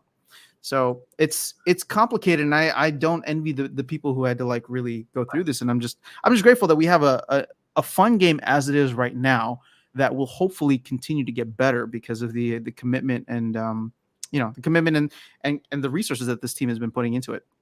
Absolutely. We're the true believers of crypto, right? We believe that it's going to lead us to utopia. Well, for every utopia, there's a dystopia, Yeah, and that's the world we live in, right? Now I'm looking at the prices of these summoners. Whoa, they're pumping. I What is know. going on? Kelia back over. Oh, well, I should have bought the Quicks when Quicks was like 24, I think. Whatever, Yeah, it's fine. but I mean, again, it's gonna go up, it's gonna go down. But the Kelia, that's the one. I mean, if you look at a max level Kelia and a max level Quicks, Kelly is more expensive. Isn't that crazy? It is I crazy. mean, she's She's worth it, Yeah, in my opinion. absolutely. She's so Actually, good. they're all more expensive than Yeah. Quicks or right around. So yeah, Quicks that's Quicks is actually cheap interesting. right now. It is, and that's interesting because you can play two splinters with it Hmm. if you really want to. So I'm surprised that it's as low as that. But again, it is what it is. I'm wondering what this is going to say about the upcoming legendary summoners because of the fact that legendary summoners, or in general, like the mechanics for leveling up, legendary is just easier. You only need 11 Absolutely. BCX. Yeah. Excuse me. So will the legendary summoners, if they're good, if they're worthy, be priced in a way that they would be at par with their Oh, I splinter think counterparts? You know what I mean? I think so. So what we saw, even when Yoden was out at its peak when it was being printed, I think it was like 25 bucks. I remember I sold one for like 30 Hmm. shortly after, and I didn't know that they would jump up so high once printing was done. Right? I'm not gonna fall for that again. But Yeah. yeah, I think it'll be on par with these. I would think Okay. So 25, 30, 40 bucks at most, right? that's so interesting. Yeah. So yeah, I mean that's actually exactly right because we're getting the life summoner first, right? So I just did General Sloan. If we were to max out a General Sloan at 115 280 BCX and then bucks. divide that by 11, that's like 29 $30. Yep. Yeah. So I think it'll be the same, right? So because again, what you want, I mean, the abilities are great, right? Like, don't get me wrong there, and they could be meta defining, but the reality is the ability for you to play at max level on all your cards. That's the bigger thing, right? That's the gate that keeps you from playing at that higher level. That's fascinating because I was not expecting the price to be that low, but now if Quicks the Devious is actually a better proxy for this, That makes this legendary summoners more affordable than I was expecting them to be. Yeah. Yeah, but once they're out of print, though, that's a whole another ball of wax, right? True, yeah. But that's the And same for any card, though. So yeah, and I'm sure there's going to be an initial rush as everybody, I mean, literally everybody's going to be wanting to max out theirs right away. So once you get past that initial wave of people who are happy with whatever BCX they need for the level that they're playing at, we still have a lot of extra cards in the system right now, and I'm hoping, gosh, this is so weird for me to say, but like I'm hoping that Splinterland stays under the radar like through the rest of the summer, despite all the stuff that they'll be doing. Cause like I don't know how much Luna and Dogecoin I need to go trade just to be able to buy, just to max out my Chaos Legion deck. I'm still a while away from it. sorry about that. Yeah, you're good.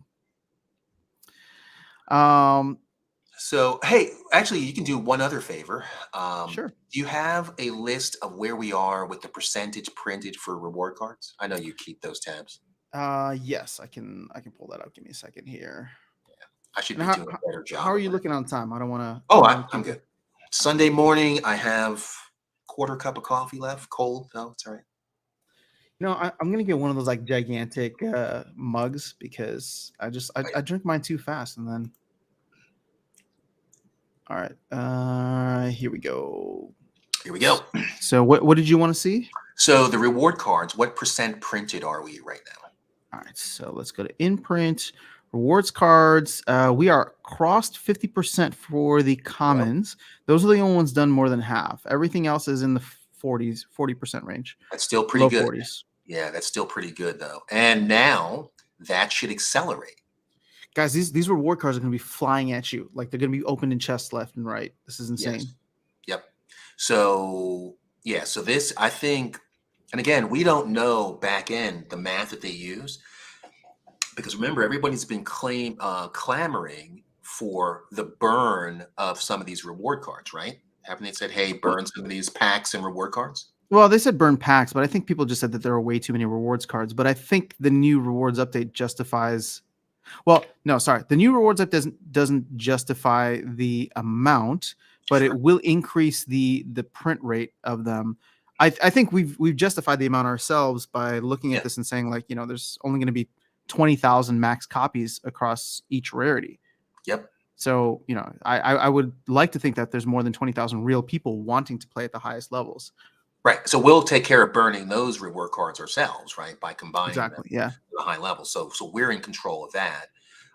And, in terms of the actual packs, I love that there are packs out there, right? I wish there will always be packs out there to be sold because the new players need those packs. They do. Absolutely, right? Because if they can go to the marketplace and buy stuff, but I mean, we all played Magic, right? We know that it's not cost effective, but we still bought the packs and we opened them up. We're excited to see what we got. Right? Yeah. That's a real emotion that drives pack sales. Okay, I want to get your thoughts on something here because I'm about to do something very dangerous. Uh-oh. I don't know why, but I didn't live through this previously, so I want to get what your feeling and your overall sentiment is. Sure. I don't know why I'm feeling like this, but I think about the sentiment or the community sentiment based on what I've heard back in, I don't know, maybe June maybe June of last year, where there were some, there's a big like influx. There was a big shift in interest at that time. Sure. And you saw this like pump in the prices of cards. You saw, increase in like pack sales, things like that. And everyone totally underestimated it because it went absolutely insane, right? The amount of people who said, "Oh yeah, I saw Yoden jump from like $20 to $35." It was kind of crazy, right? Which was what happened.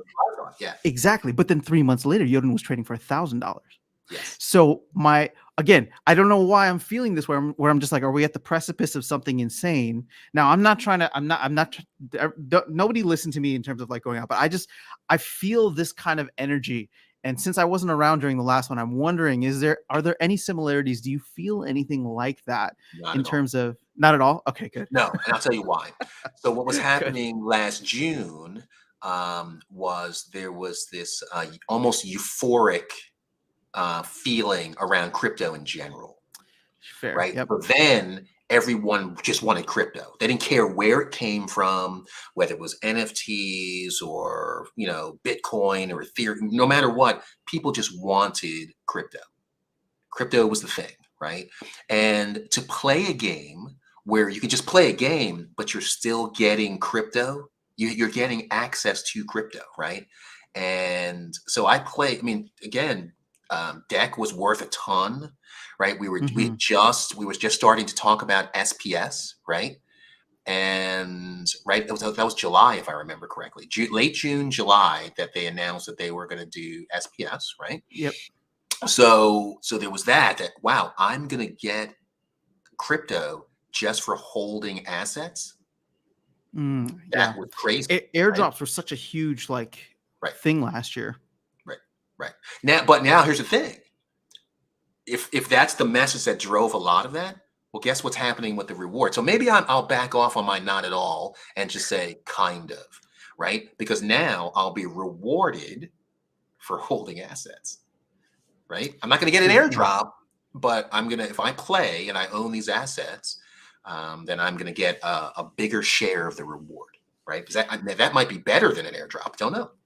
I think you hit the nail right on the head there, because the difference in sentiment between last year and this year is last year you were incentivizing investors, right? Now These people need, they came in and they needed to only buy the stuff to get the free stuff. Yep.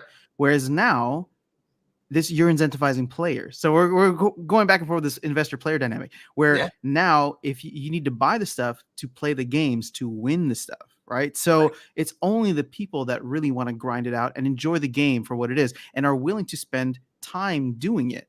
Because I was one of those people last year. I was the investor. I had literally zero intention of playing the game, let alone making a YouTube channel and streaming and all this content. So I came in from the investment standpoint, fell in love with the game. Whereas now you're not going to get the people like me. You're going to get the people who are just like, hey, this looks like a cool game. And I want to try it out. Because a lot of the folks who came in like me, they left, right? DEC went down, SPS went down, and they're gone. So Godzill's here. Godzill's here. Hey, Godzilla, do you want to jump on, Godzilla? Yeah. Have you guys ever spoken? Never. It'll be awesome.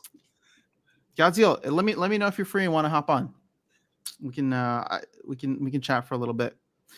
All right, let me just see some of the comments here. Jobby's in the house. What's going on? I think I'm going to cap out at gold is what Tilly's saying. I think the same for me, Tilly. I'm going to try and see if I can get into diamond and see what that is like.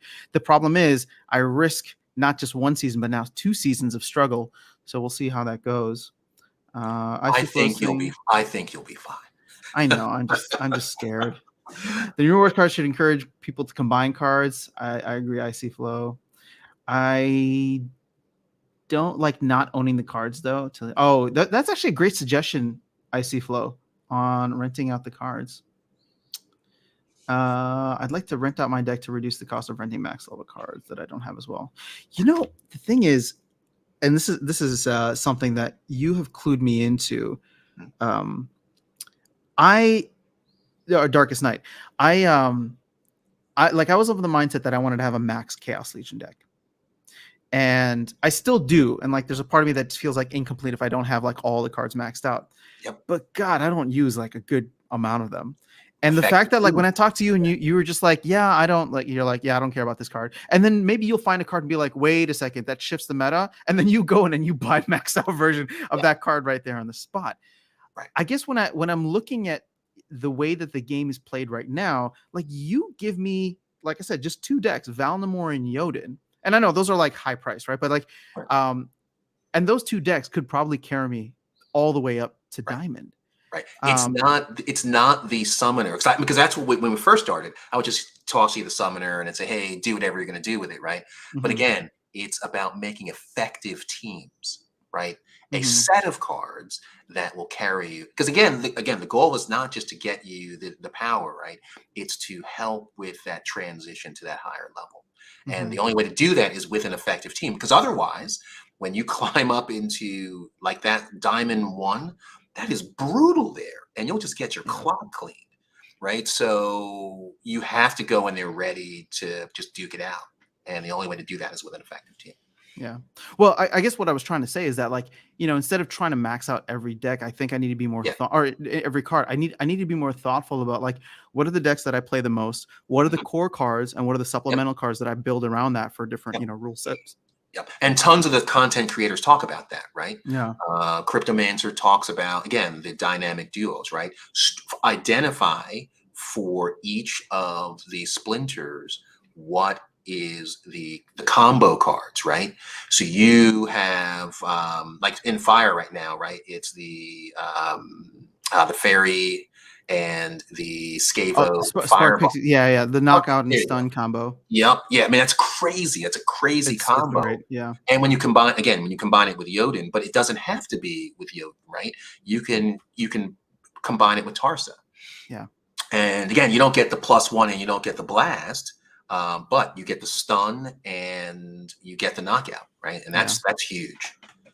So No, I agree. So it's definitely making me, especially if card prices start to tick up. I think the focus will be on finding, like, the best teams that I want to be able to play. And I think I may just follow. You already did all the hard work with the Chaos Legion ones. I mean, that's like we from gave them out. the decks that we rented out. Like, I'm just gonna ride your your Right. your brainstorm on those. And I already have a good amount of those cards. But when it comes to, like, maxing out cards first, I think I want to be thoughtful about, okay, well, who's what I need outside of the summoners, and Yeah. then just focus on those monsters. Yeah, I think watching again, the part of what we're doing with the delegation, we asked for their help, right? What would you have changed in this deck to make it even more effective? And I've been watching some of their games, right? They don't always use I mean, again, depending on the rule set, right? They don't always use the cards that we gave. So I take note of which cards they actually swapped in, and I'm saying, I wonder. And if they won, I try to identify why they won. Have you come across any that, like, made you change your mind or look at the team Not yet. differently? Not yet. Okay. Not yet. So one card, and again, it's on this list here, the Naga Assassin. Mm-hmm. Um, I think that's one of the ones that's going to be in the future is going to be outrageously priced. One, because it's so low in terms of mana. Yeah. It gives swiftness, which we all know speed kills, Yep. and you can use it in multiple splinters if you use dragons, right? So I think that's going to be one that's when it's out of print, right? It's at 41% now. Yeah. I think when it gets close to 80, 90% printed, I think it's gonna skyrocket. Specifically, like, again, and it's a rare card, right? So it's good. I don't see the other ones going as much. Well, maybe the Crystal Smith, that might be the healer one, might be a good one. But Yeah. The healer is something that's interesting to me, and I've been going in heavy on that one just because it's like it's needed for the meta at all levels. yeah, But yeah, I yeah. mean, So like, I Naga don't know. Assassin, I think it's I 5 cents. yeah, and which is, I mean, I've seen it at 4. It's going back up. But if you look at that, again, what is that? What is that called? Backfire. Backfire. Yeah, that's great, right? You just put it at the end of your your team. It's already a 5. Actually, it's 6. So if you look at the bottom level, the bottom one, go all the Yeah. way Well, down. you get this in silver, so you get backfire in silver. Right. But the key, As at 5. But yeah. yeah. But if you go to the bottom, right? If you max it out, Oh, with your Swift. speed Okay. is 7, right?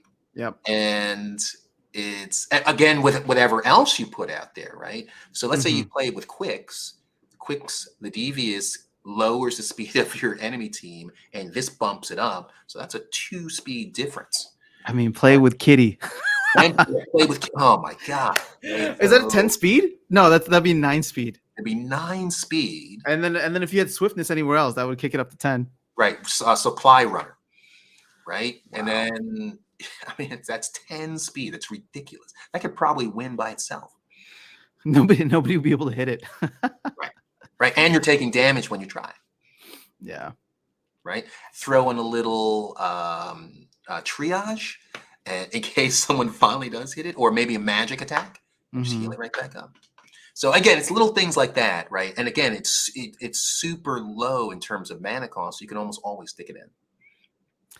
I like it. I like it. I think I'm close to maxing out on Yep. it right now. For me, it's actually these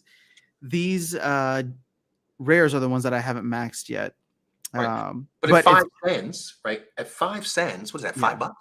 it's like nothing. I mean, it's 150. Cup of Yeah, coffee. yeah. So it's like $5. It's $5. Cup of coffee. Yeah. Icy Flow says, unless you're playing against Kitty. Yeah, I know, but that's why Kitty's so good. Godzilla, thank you guys. Probably not. I'm still cleaning up the kitchen after a pizza making party. All right. Well, thanks for the invite, Godzilla. I would have flown to Singapore for some pizza. Remember, I had my pizza party yesterday. You know what? I ate pizza yesterday too. Look at this. This must be a Splinterlands pizza day. Let's do it. Yeah, we should totally do that. Absolutely. Absolutely. All right. Tilly Toss is here. K-Hell, what's going on? Splinterlands Jerio, how are you? So we've gotten very far away from the rewards. Is there any other topic or any other thoughts you had? No, other than I feel super bullish, right? Still feel bullish on. I mean, even with the bloodbath that we had last week, right? Mhm. That Which had never nothing to do with Splinterlands, but yeah. exactly, which it never translated to my feeling of the game, right? In fact, the game was one of the bright spots last week because, again, able to pick up cards for relatively cheap. I mean, people were liquidating, right? But I think that was a cascade effect across all of crypto, right? I think a lot of things stopped last week, and again, if you look at what happened with Luna and USDT. I mean, I know we don't. I don't know if you want to talk about it, but We that can. will come. It's UST. I'm sorry. USD. Yeah, Yep. just Yep. making sure for folks. Yep. Yeah. Sorry about that. No, you're But right. yeah, but total manipulation, right? Mhm. Total manipulation, planned attack. They've been apparently planning it for a while, right? So the feeling I have around that is, there are people that will do things to the detriment of the community and they don't care, right? I don't think that translates into the team for Splinterlands, right? Like this is again the utopia that we hope for. This is a pretty good example of it, right? But we should always remain vigilant, right? Trust but verify and be vigilant, so that if we start to see things like this, that we can hopefully see them coming a long way off. Yeah. So, I mean, again, as long as we own our assets, no matter what, we're still going to be able to play the game, right? And at the heart of it, we'll be playing a game that we enjoy playing. Yeah. There was a time, and I wasn't around for it, and I don't know if you were, when what I've heard is that there was somebody who tried to crash the game. Essentially, they owned so many assets, ran a bot farm, like massive bot farm, and then tried to crash the game. So part of me wonders, how susceptible Splinterlands is to that type of attack. But I think you hit on a very good point, is that, like, unlike Luna, unlike UST, these assets will always have value in a functioning game. Sure. So as long as whatever kind of speculative attack comes in doesn't kill the game and destroy the servers, right? It might massively devalue a lot of the tokens and other assets.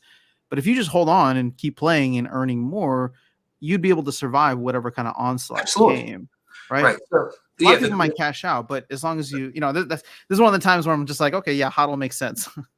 Right. But here's the thing, right? I mean, with in the age of backups and offsite backups, how do you destroy the servers, right? You can probably take them offline for a little bit. And we even have, performance issues periodically around. We had one this morning, right? So, again, as long as they don't get access to my records, I always tell people, make sure you lock your cards, right? So if you get a compromise on your account, it takes, upwards of 5, 10, even 30 days to unlock them. At least you have some protective measure, right? Yeah.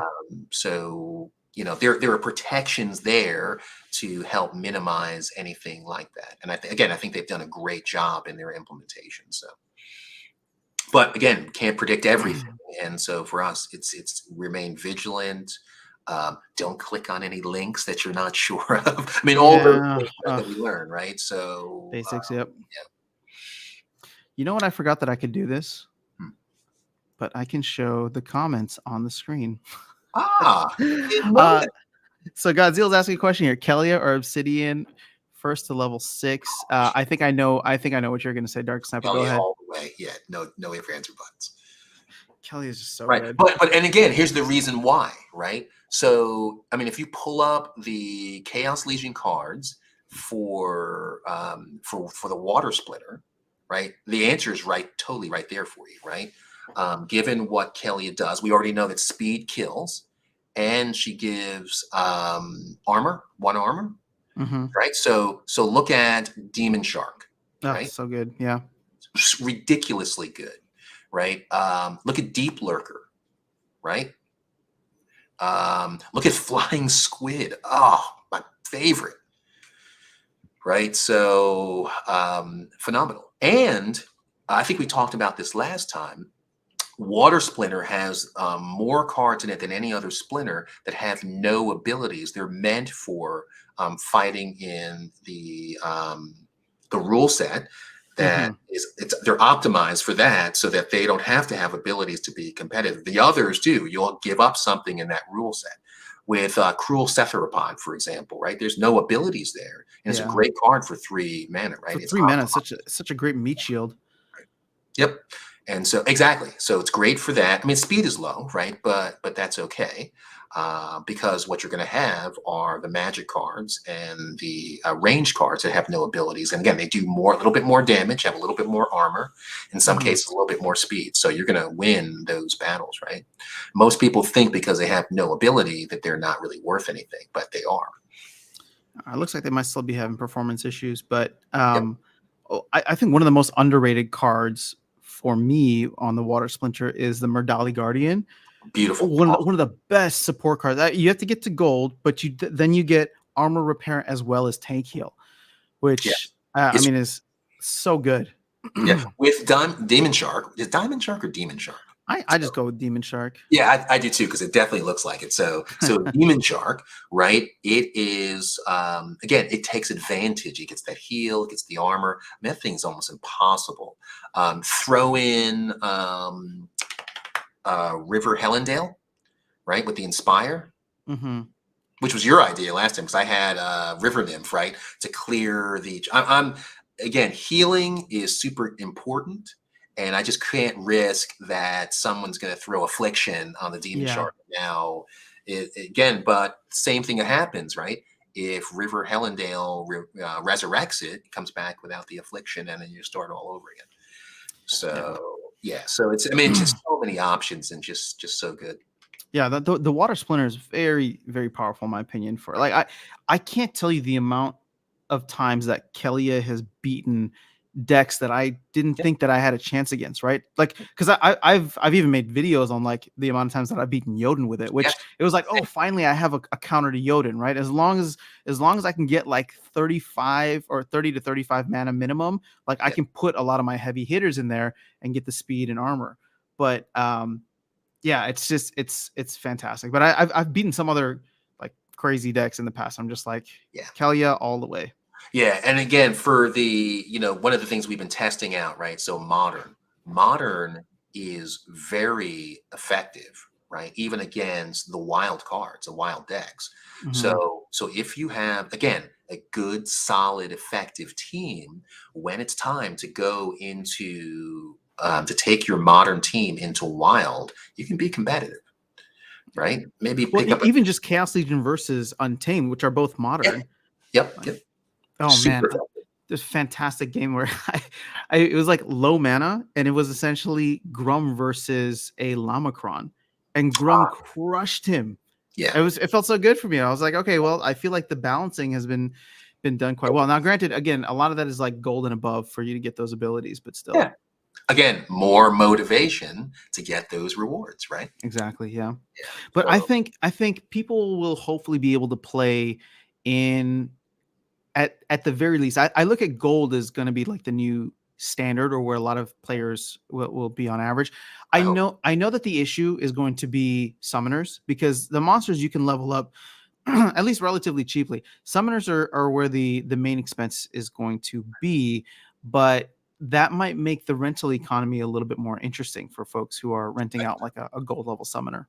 Right. I would say anyone that's in the chat right now and are listening to content like this, those are the people that are going to have enough information to make good choices about how to acquire those cards. Yeah. Right. The people that are more casual, I think they're going to be your renters. Right. They'll be the ones that we will rent to. They'll enjoy the game. For them, it's a couple of DEC, but for us, it'll be significant. Yeah. Well, what's interesting too is that a lot of people coming in with no assets, but just a little bit of Yep. like play money, they'll come in and they'll be the renters. But then Yeah. now, especially, just no matter what league you're playing in, and obviously the higher league that you can rent to, you can really start stacking collection power and Absolutely. building your asset collection very fast. And again, Absolutely. even if you come in with just the spell book, I think 3,000 credits, right? Which is essentially $3. Yeah. Like I think you make that back very, very quickly. So now Absolutely. your cost of entry is only $7, right? Because if you wanted to, you could like buy 3,000 credits worth of things and then sell it off. Right. And I don't know. I'm very excited about this. This is going to change a lot. Yeah, if I could leave one piece of advice to all Please. newer and older players, it would be even if you're playing at bronze, silver, even at gold, really take some time to look at the cards and understand that when you combine them to power them up, what those abilities would do.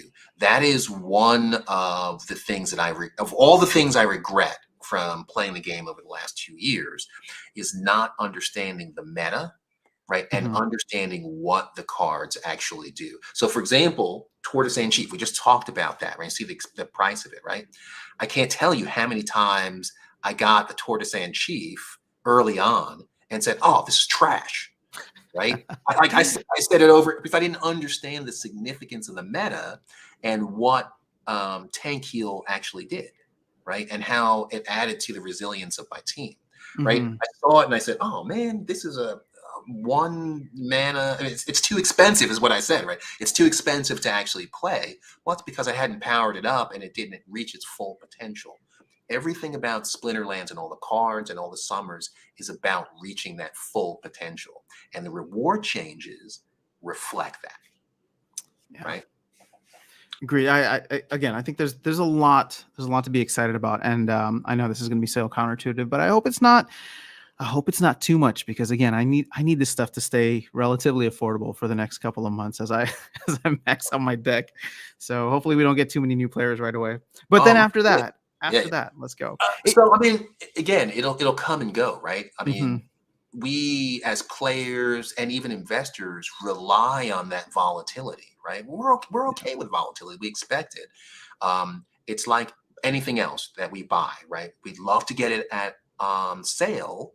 However, if we understand the true value of something, doesn't matter whether it's on sale or not. You're still going to get it because you need it, and it provides a value above and beyond price. Right? Price is one Yeah. thing. Value is something totally different. And so a lot of the things that we've been talking about over the last couple of months, right, have been about the value of certain cards, right? The value of certain teams. Definitely. So wow, look at the prices going back up.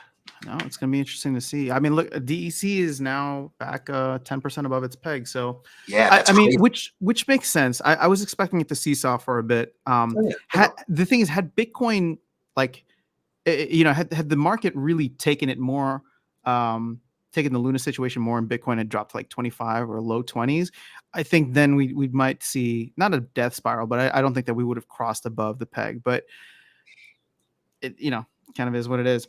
Our last live stream, we talked about Bitcoin, right? And what it actually is, right? Mhm. It's a rare, it's transportable, it's fungible, and it's divisible. It is literally digital gold. You can say what you want about it, right? When it goes down, you get it, right? Because there's not going to ever be any more, right? And it's going to have value. Again, even gold goes down in value, right? Based Yeah. on all types of manipulation and reasons, right? But at the end of the day, it is what it is, right? There was a podcast that I was listening to. If we're just going to go down the Bitcoin rabbit hole for a second, that I think really helped to define Bitcoin for me in a way that I thought about, but I like because I buy it, but people look at Bitcoin as like an investment, and if you're trading Bitcoin, then that's fine. That's like Sure. you can look, but trading and investing, I think, are two different things. But the word he used for Bitcoin was that it is a savings.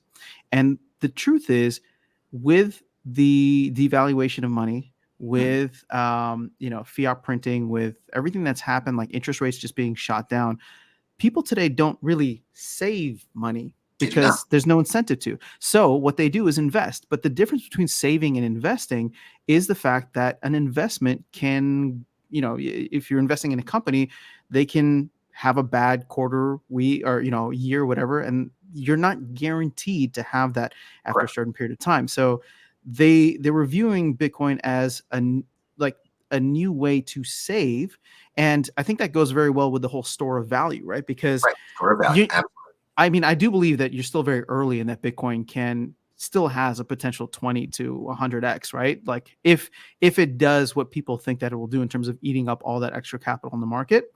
Sure. But if at the end of the day, it just stores value across time and space, to me, it's still the best asset out there to hold that. So to your point, we are early, right? So there's not enough Bitcoin for everyone in the world, right? Which is Mm-hmm. why we're lucky it's divisible, right? So the individual pieces of Bitcoin will continue to rise.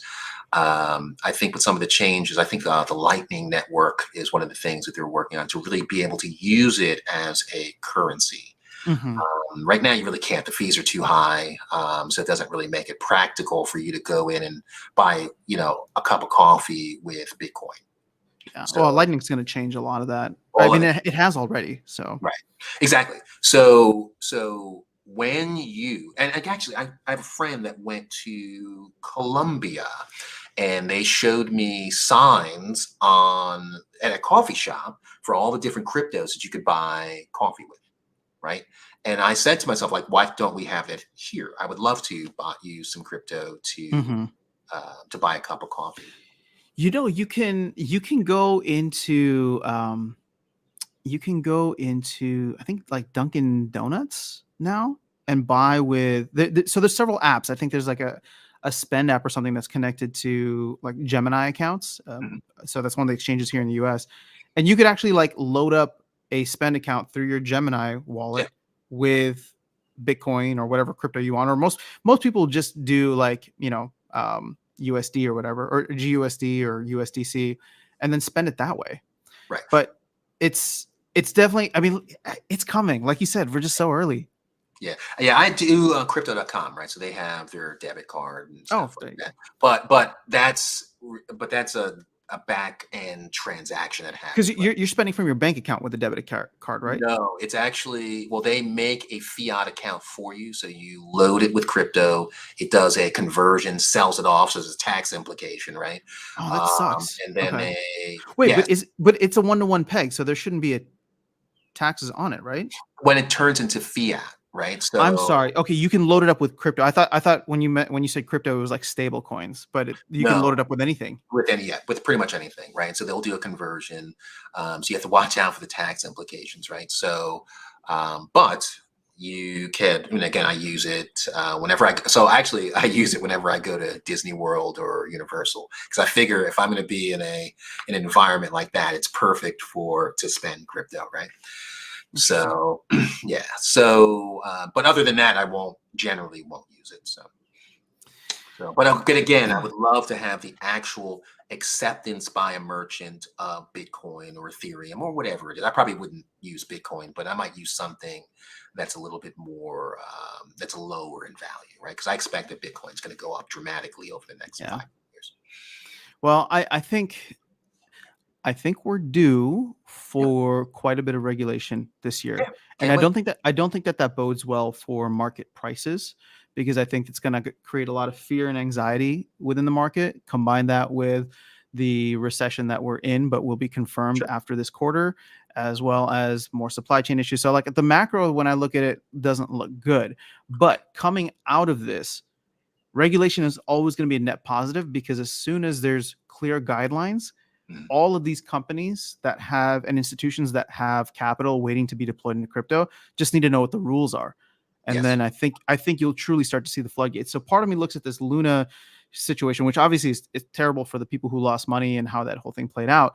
But if that ends up being the catalyst for, government, at least US government coming in and saying, hey, we need to take a look at this, we're going to get all big brother on it. I'm not a fan of that, but at the end of the day, it needs to happen at some point. Right. So if the Luna situation is going to be the catalyst for that, then let them come in. Hopefully they don't come in and try to stifle innovation. I think the executive order that they put out a couple months back was very positive for crypto. Yeah. And so if they come in and just create the rules, like at the end of the day, Uncle Sam just wants his money, right? Like he just wants his tax dollars. So if they can find a way to make sure that they're getting their tax revenue, then you're going to get a ton of capital coming in from institutions, companies that are just like, oh, now we know the rules. And now we can go play by the rules, or as big institutions usually do, now we know the fines for breaking the rules, and we could make way more money doing illicit action and then paying the fine for it. Which would they do that anyway, right? So exactly, yeah. So I would say, if that's what the U.S. government is waiting for, what better way to collect taxes than through a transparent blockchain, right? You can see everything. Associate.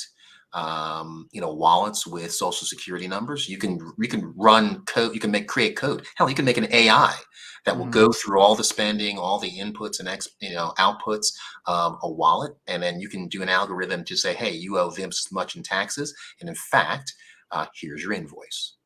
Yeah. And either take it out, just take it out, or just wait for the person to send you, the taxes, or you can tax each transaction. I mean, there's so many different ways of doing it, right? But again, you can't hide anything on the blockchain, right? It's impossible. Yeah. And you can't fake it, you can't forge it, you can't do tax evasion, you can't do any of that stuff. So, if that's their motivation, is getting their fair share, it will be easier with the blockchain than any other method. I just hope taxes are one of those things that's ripe for disruption. And it's weird to talk about it from like a government standpoint, but it's literally the dumbest thing that we have here in the US. You just play this dance every year with the IRS where it's just like, okay, how much do I owe in taxes? And the IRS says, you tell us. And then exactly. Like, okay, you tell us. And then we're like, okay, well, we think we owe this much. And then the IRS comes out and says, actually, you owe this much. Yeah. And since you got it wrong, we're going to penalize you or maybe throw you in jail. And it's just like, why didn't you tell me how much I owed in the first place? Like, and they could so do backwards. That, right? They could do that, right? So obviously, again, we're totally off the rails now, but obviously that's because that's a measure of control, right? So you can always threaten someone with a crime, especially if they don't know that they've done it. Well, it seems as though they're trying to bait people into committing the crime, right? It's just like, hey, let's see if we give this person to cut corners, will they do it? And then can we extract more from them for that? It is far easier to rule a nation of lawbreakers than law abiders. Far easier. I'm so everyone's curious. A criminal. If everyone's a criminal, you can treat them as such. Oh, you're right. if they're law abiding, you do everything right. We're getting so dystopian now. Yes. Well, I'm in the utopia. You can be in the dystopia. All right, hold up. Let's see. No, so I mean, it's reality, right? It's been like that forever, right? So, true. And if your citizenry are not criminals, you write laws to make them into. So. Anyway, sorry, I brought it down. Let's talk. No. I love it, man. It's always fun with you. It's always fun. All right, let's catch up on some of the comments and then we can close out here. Yeah. Target saying Luna all on a bet. The creator was so pompous. I don't know if that actually was a real bet, Target. But sure. I mean, I saw the tweets about it. I see Flo saying Kelly for sure, and then Quick second. I agree with Quicks because one, cheaper, but two, you just get the optionality to play across splinters. Godzilla's thanking you for the recommendation. Diego's in the house. What's going on? Dishonesty's here. Dishonesty. We haven't chatted in so long because I don't stream on Twitch anymore. But I appreciate all the contributions that you have in the Mav chat. Really respect what you bring to the conversation there. They said, I don't know if you talked about new rewards. We did. We went through that The whole a thing, yeah. while ago. In my opinion, people don't realize how much more DEC we would get in gold. I agree that the token multiplier I think is going to be significant. So I'm excited for that. Yeah, like Fragmania. I don't have any comprehension of the deck value, right? Like I know it's, for every 1,000 it's $1, but are we going to get so much more that I can now start buying cards with DEC because I'll have so much of it? Like I don't know.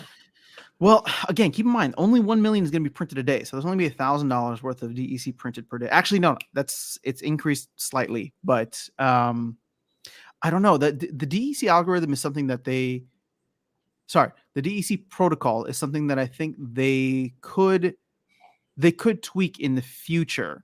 I don't think they're going to mess with the algorithm. They like the soft peg or the par, but they're going to double the DEC pool once modern format comes out. So now we're going to be up to $2,000 per day if DEC is at its peg. So, that's something that if we scale up and it makes sense, then they could always and it's dangerous because the Bitcoin maxi in me says, well, you're just printing money at that point, right? It's just like the team could at some point say, well, instead of printing a million DEC per day, now we're going to print 2 million with modern format. And in the future, if they come out with something and say, well, we did a 10x in players, we're going to print 6 million DEC per day. Yeah. So again, it's a dangerous, it's a slippery slope, but I trust Matt to be able to look at this and not abuse the system, right? So like there's a level of trust there. But yeah, so let's see. Oh, we got quite a bit here. So Fragsmania, do you think you could be successful with a silver deck in gold? Darkestnyte, do you even feel qualified to answer that anymore? Do you even play in silver? Yes. So with my son's account, I do.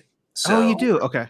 Yeah. So I would say yes. So what'll happen is you'll get to gold 3, right? You might push into gold 2, but in each of the ones, right? So gold 1, diamond 1, it gets brutal, right? So eventually you're going to reach that the effectiveness of your cards won't overcome people that are traditionally there. So even when I'm in champion, I will get people that are in diamond, right? Because their decks are super competitive and they, they can give me a pretty decent run for my money. And diamond, actually, the cards are mostly maxed out anyway, but still the same thing applies, I think, in, between diamond and gold. You'll have people that reach in, they kind of get stopped, and then either they'll have to update their cards or switch to another account, right? But yeah, yes, I do think a silver player can be competitive in gold, at least at the first. Yeah, it might be tough as you go up the ranks, but there will always be other folks like you stretching with a silver deck into gold. And so, if you stay towards the bottom of gold, I think you'll be all right. Yeah, exactly. Yes. So the answer is yes. So Alex saying, why do you think the new rewards is going to being in a bunch of people? I don't think I understand the question. Alex, if you could re-ask it. Monsoon is in the house. Hopefully possible silver player here too. Max Silver, I feel like I can compete. Let me use this. So Icy Flow, I think the new chess system will help with player retention. I agree. I think it's just going to help the new player experience overall.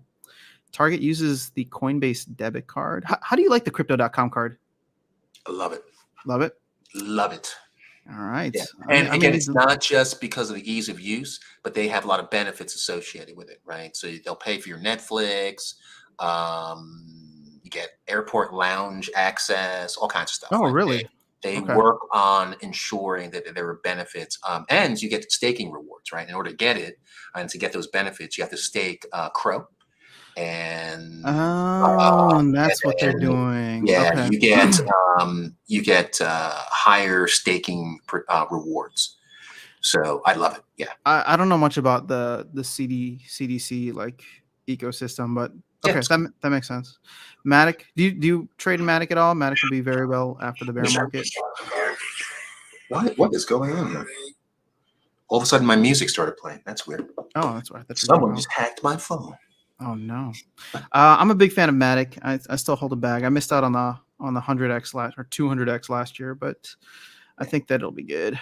Yeah, I mean, anything with a good use case, right, is awesome, right? So I mean, things like Ethereum, even Bitcoin, the top 20 coins.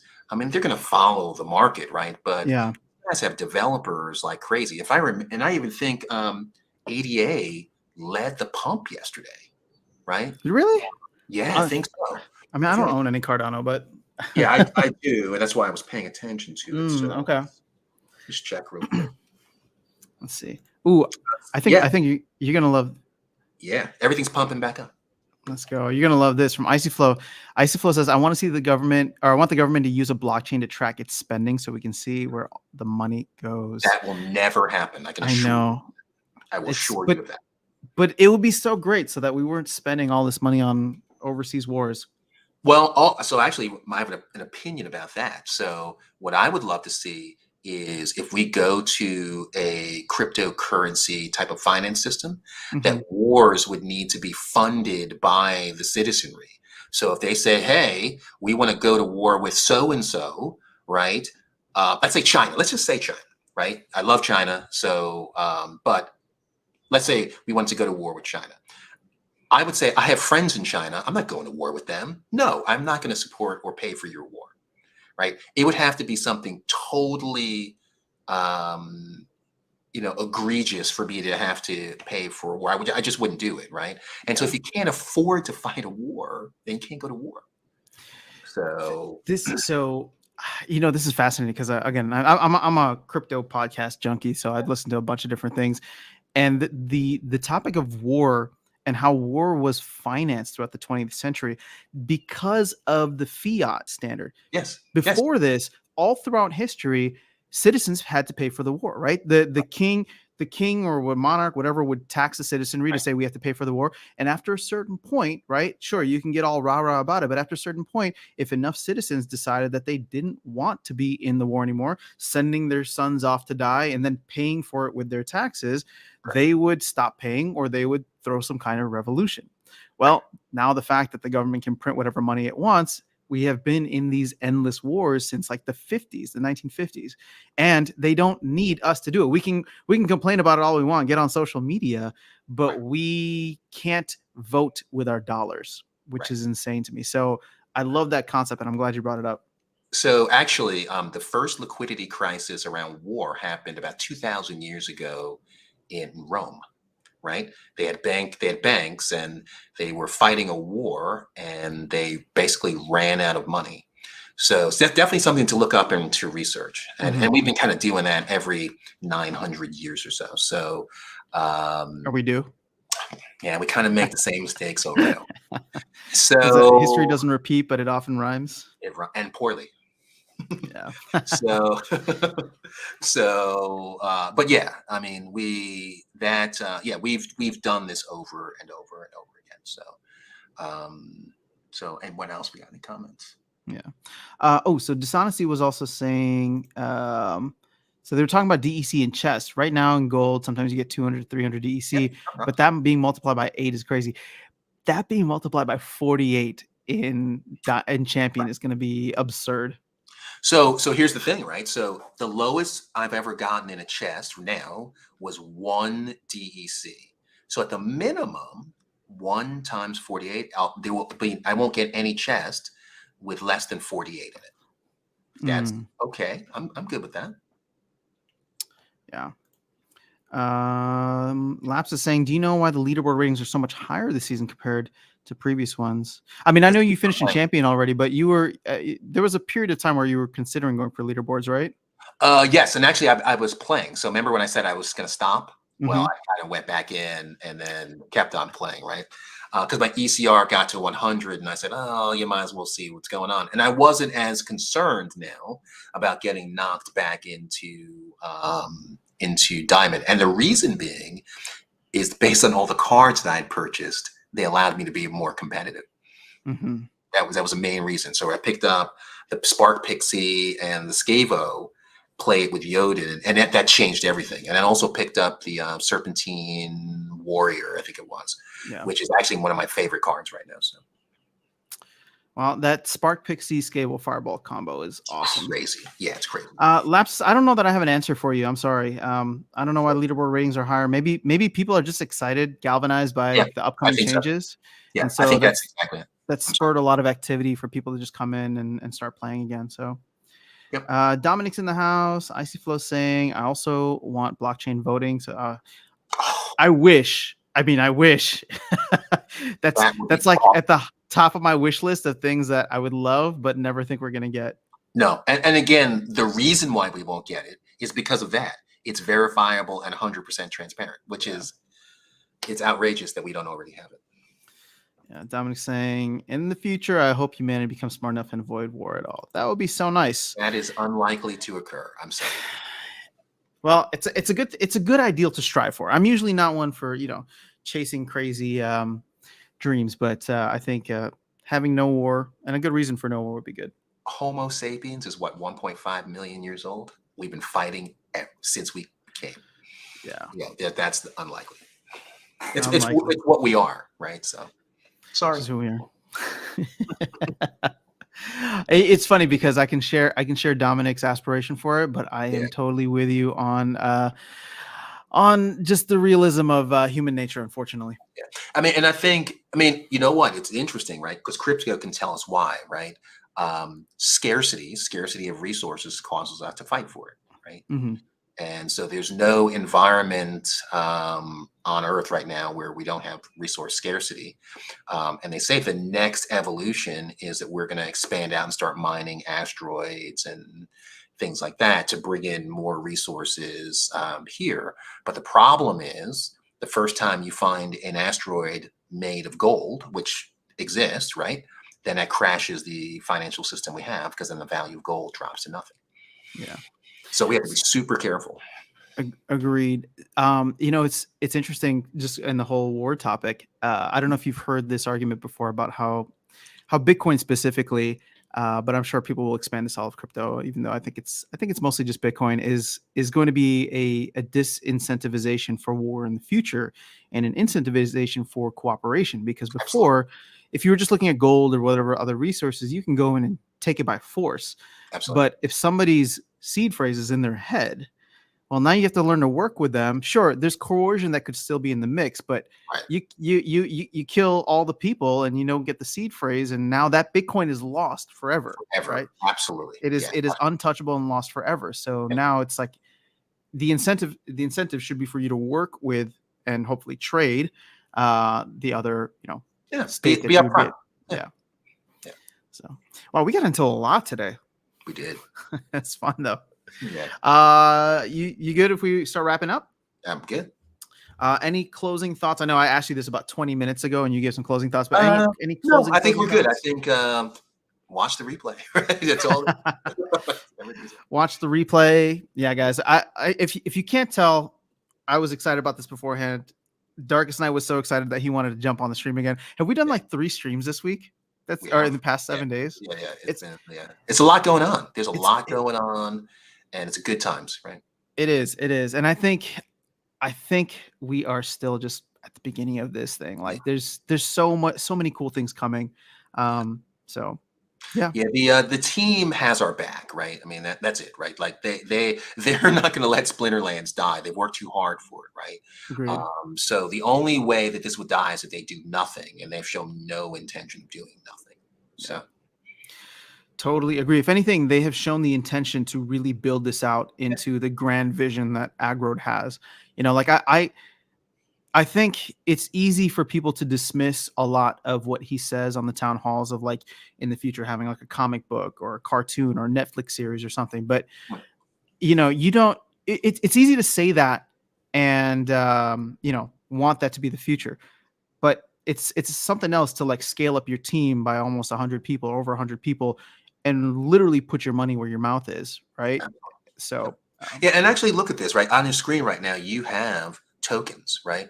Mm-hmm. Look at all the Splinterlands tokens. They're in the green right now, right? In the face of one of the worst crypto crashes we've had ever, probably, and everything's in the green. Just a few days later, like that could tell you everything. I mean, look, let's be real. SPS is still down from like $1, but it probably had no business ever being at $1. So right. That's what almost every token when it first comes out, it's ridiculous in terms of its valuation. But this was at 6 cents yesterday or the day before. True. I mean, it's up 33%. Yeah. Yes, and the fact that it's at 8 now, that's incredible.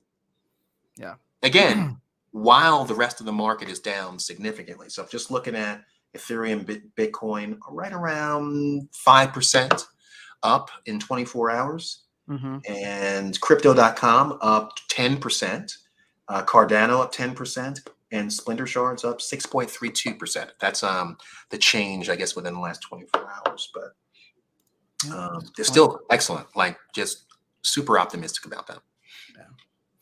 All right, man. Well, we'll go ahead and call it here, guys. Thank you for everybody who came through. And if you're just catching us now, feel free to go back and watch the replay. We did cover the reward stuff at the beginning, and then things got off the rails, and we went totally tinfoil hat with it. But I love it. I love it. Yes. And Darkestnyte, I appreciate you taking the time, man. It's always so fun to get.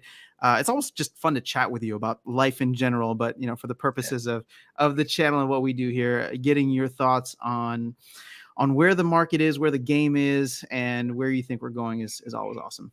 It's all the benefits of all these gray hairs. So yes. Hey, it's wisdom, right? It's the price you pay for wisdom. Yeah. So, all right. All right. Thanks, guys. Everybody, for coming through. Take care.